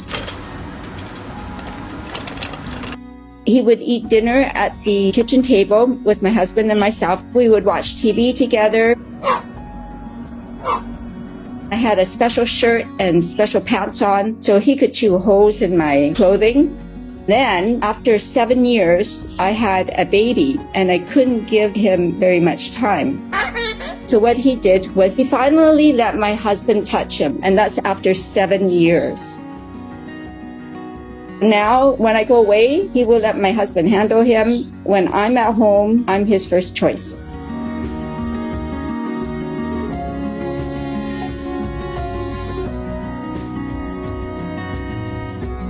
He's doing really well. He has his own room. He has chewed a lot of things in his room, and we don't fix that because it would be too stressful trying to stop him from chewing. Grumpy, did you do that? He can fly. He flies back and forth to the living room. That's like his flight path. I make sure that his medical needs are taken care of. There have been times where he was losing weight, he wasn't eating. I was driving him 2 times a day to the vet, about 45 minutes away. He's like my baby. I used to have 7 birds. He's the only bird now. Grumpy, do you recycle? He doesn't like other birds. When I'm watching a video on my computer, he'll peck at the computer screen and then he'll start screaming.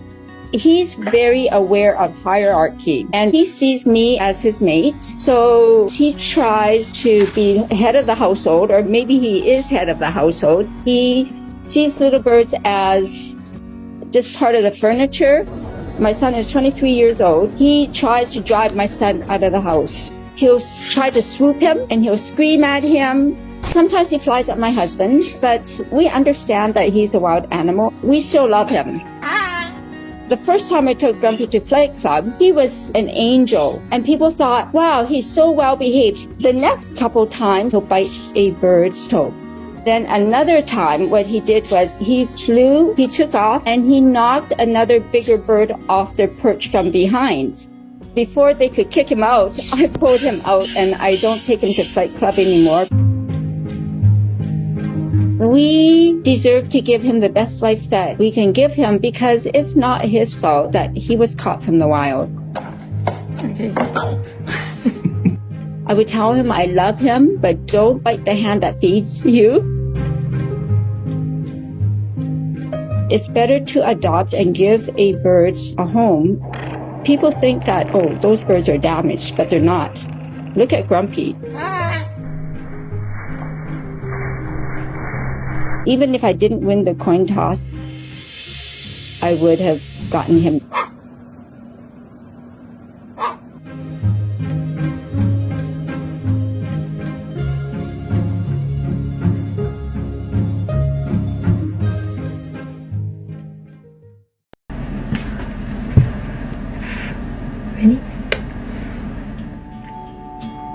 I'm Brianna, and this is Chester's story for GeoBeats. They don't know exactly why he was in the shelter. The reason on his file was because his previous owners said he was too much work for them. I wanted to adopt a rabbit. So I brought him home, and the first 2 weeks were so overwhelming. I actually lost weight for how stressed I got. I had to figure out a way. I got rid of his playpen. I got rid of his cage. He became a free roam rabbit. He ran straight to my face and started kissing me.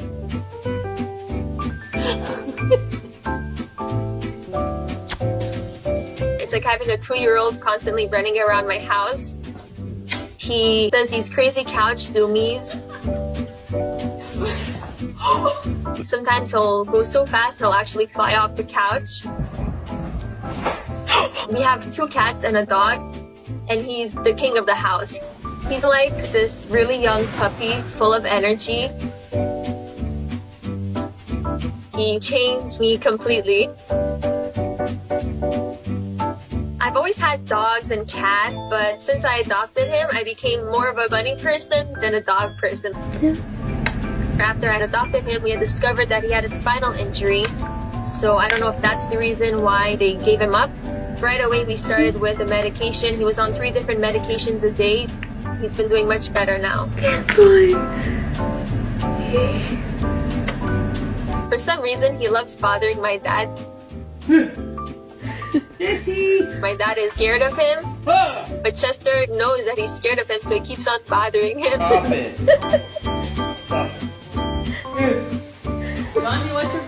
This started when I first adopted him. My mom, she fed him a tiny piece of apple and he lit her fingers. So once my dad saw that, he said, oh no, there's no way I'm getting close to Chester, but he always goes after my dad. Chester and I, we have this special bond. It grew after we discovered his spinal injury. With the constant medication, I just find it brought us closer together. There you go. Good job. He's always kissing my face.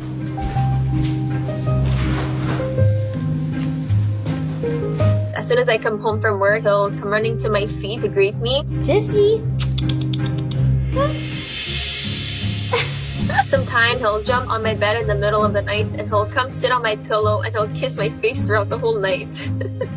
I lost my childhood dog about 3 years ago, and during that time, Chester would not leave me alone. It's as if he knew that something bad happened. He would not leave my side at all during that time. I saved him, but at the same time, he saved me. Chester. You're not normal. He taught me that rabbits do not belong in cages. Is this normal?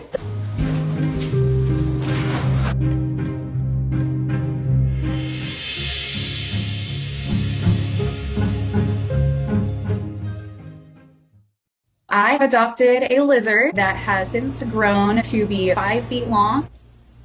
Hey. I'm Lauren, and this is Blue's story for GeoBeats.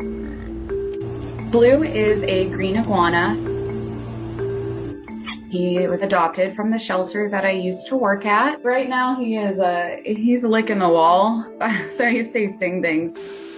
We think that he was abandoned by his former owners. He was wandering around a park in Pittsburgh, Pennsylvania. They inhabit Central and South America. You never want to release an exotic or non-native species in a region that is not their normal territory. Fortunately, he was very healthy when he was picked up by Pittsburgh Animal Control.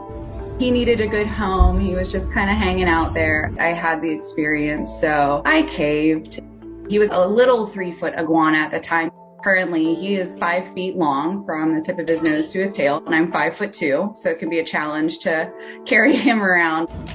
He weighs about 15 pounds. He lives a very lavish life. He is free roam when we are here and supervising him. Hey. When we are not here, he has his own room to himself in our apartment.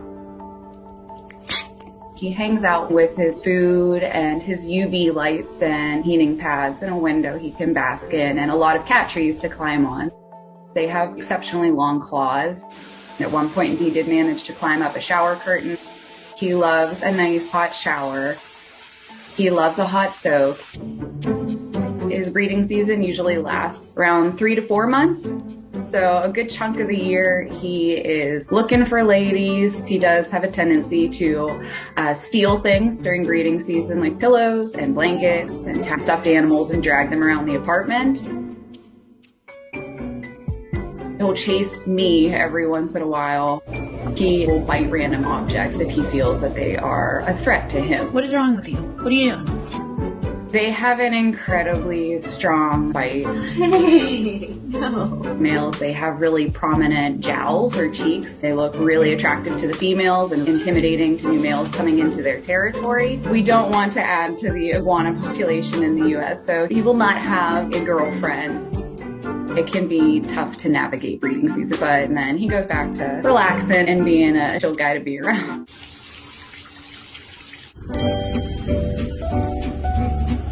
He knows that I'm not going to hurt him or do anything to threaten him. He does love actually being carried around. The less work he has to do, the better. He uses you as an organic heater. If you're really warm, he'll crawl on your lap and he'll steal your body warmth from you. And he loves back massages and scratches and just being spoiled. He also will close his eyes if he is uncomfortable. So that's where it gets a little tricky, figuring out whether or not he's happy or if he's stressed and uncomfortable. They can experience a wide range of emotions. It can just be difficult for us to tell what they're feeling. Every evening between around 8 and 10 p.m., he puts himself to sleep. He has a much better sleep schedule than I do. In the morning, he comes right up to the door. He waits for me. I said good morning to him. He does his little hello head bob, which is iguana for like, hello, I'm here. His diet is much better than mine. A lot of leafy greens, veggies, and fruits.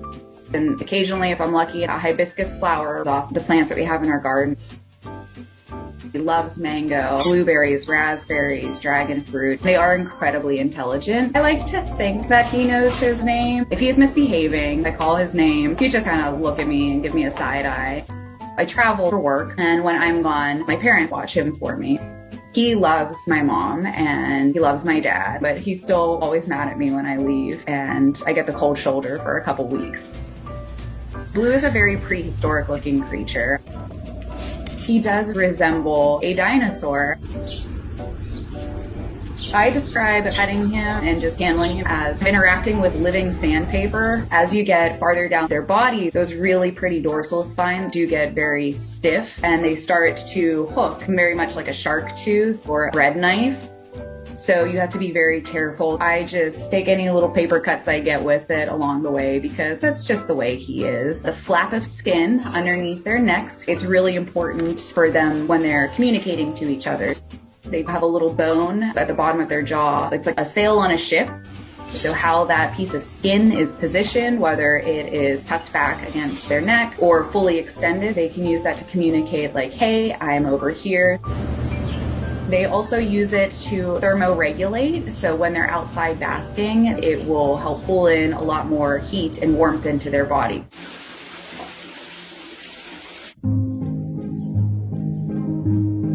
I don't want him to be re-released into the wild. It's actually illegal for me to take him out into the wild and let him interact with any of our state parks or ponds. That would be traumatizing for the lizard, but also really could be detrimental to the environment. He has been an education ambassador animal for the last 6 years now, teaching folks about proper animal care and adopting over shopping.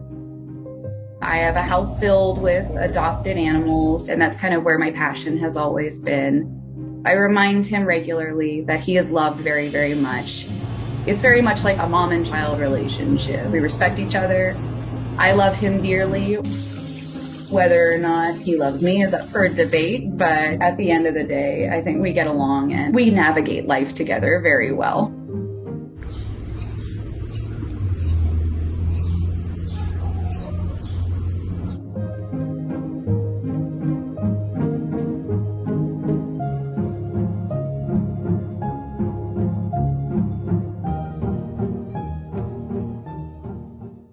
Medium well, just right.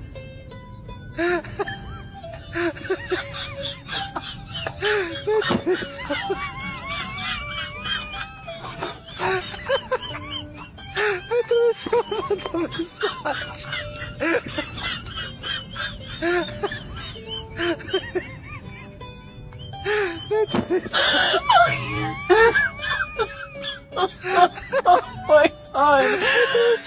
When Timbo is in the party, everybody put up their hands. I get a half a meal for my beats, you get a couple.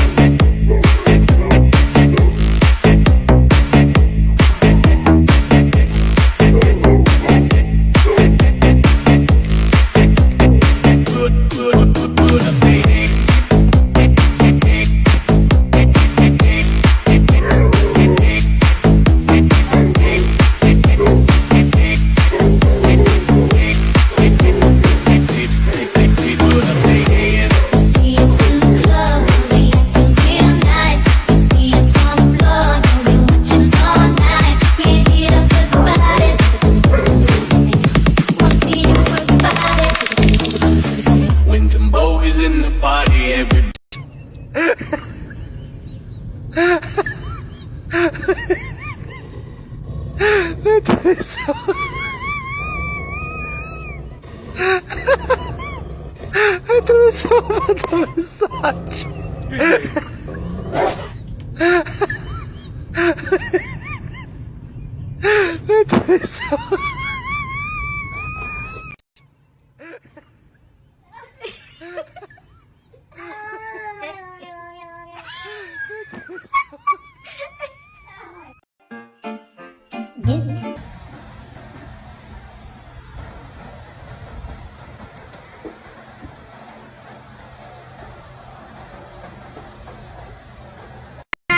Baby, my baby, you're my baby.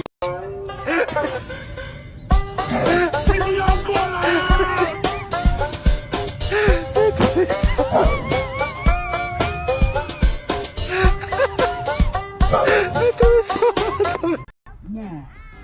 No. 我是无敌的无敌的小可爱，又是很乖乖，又是有点坏。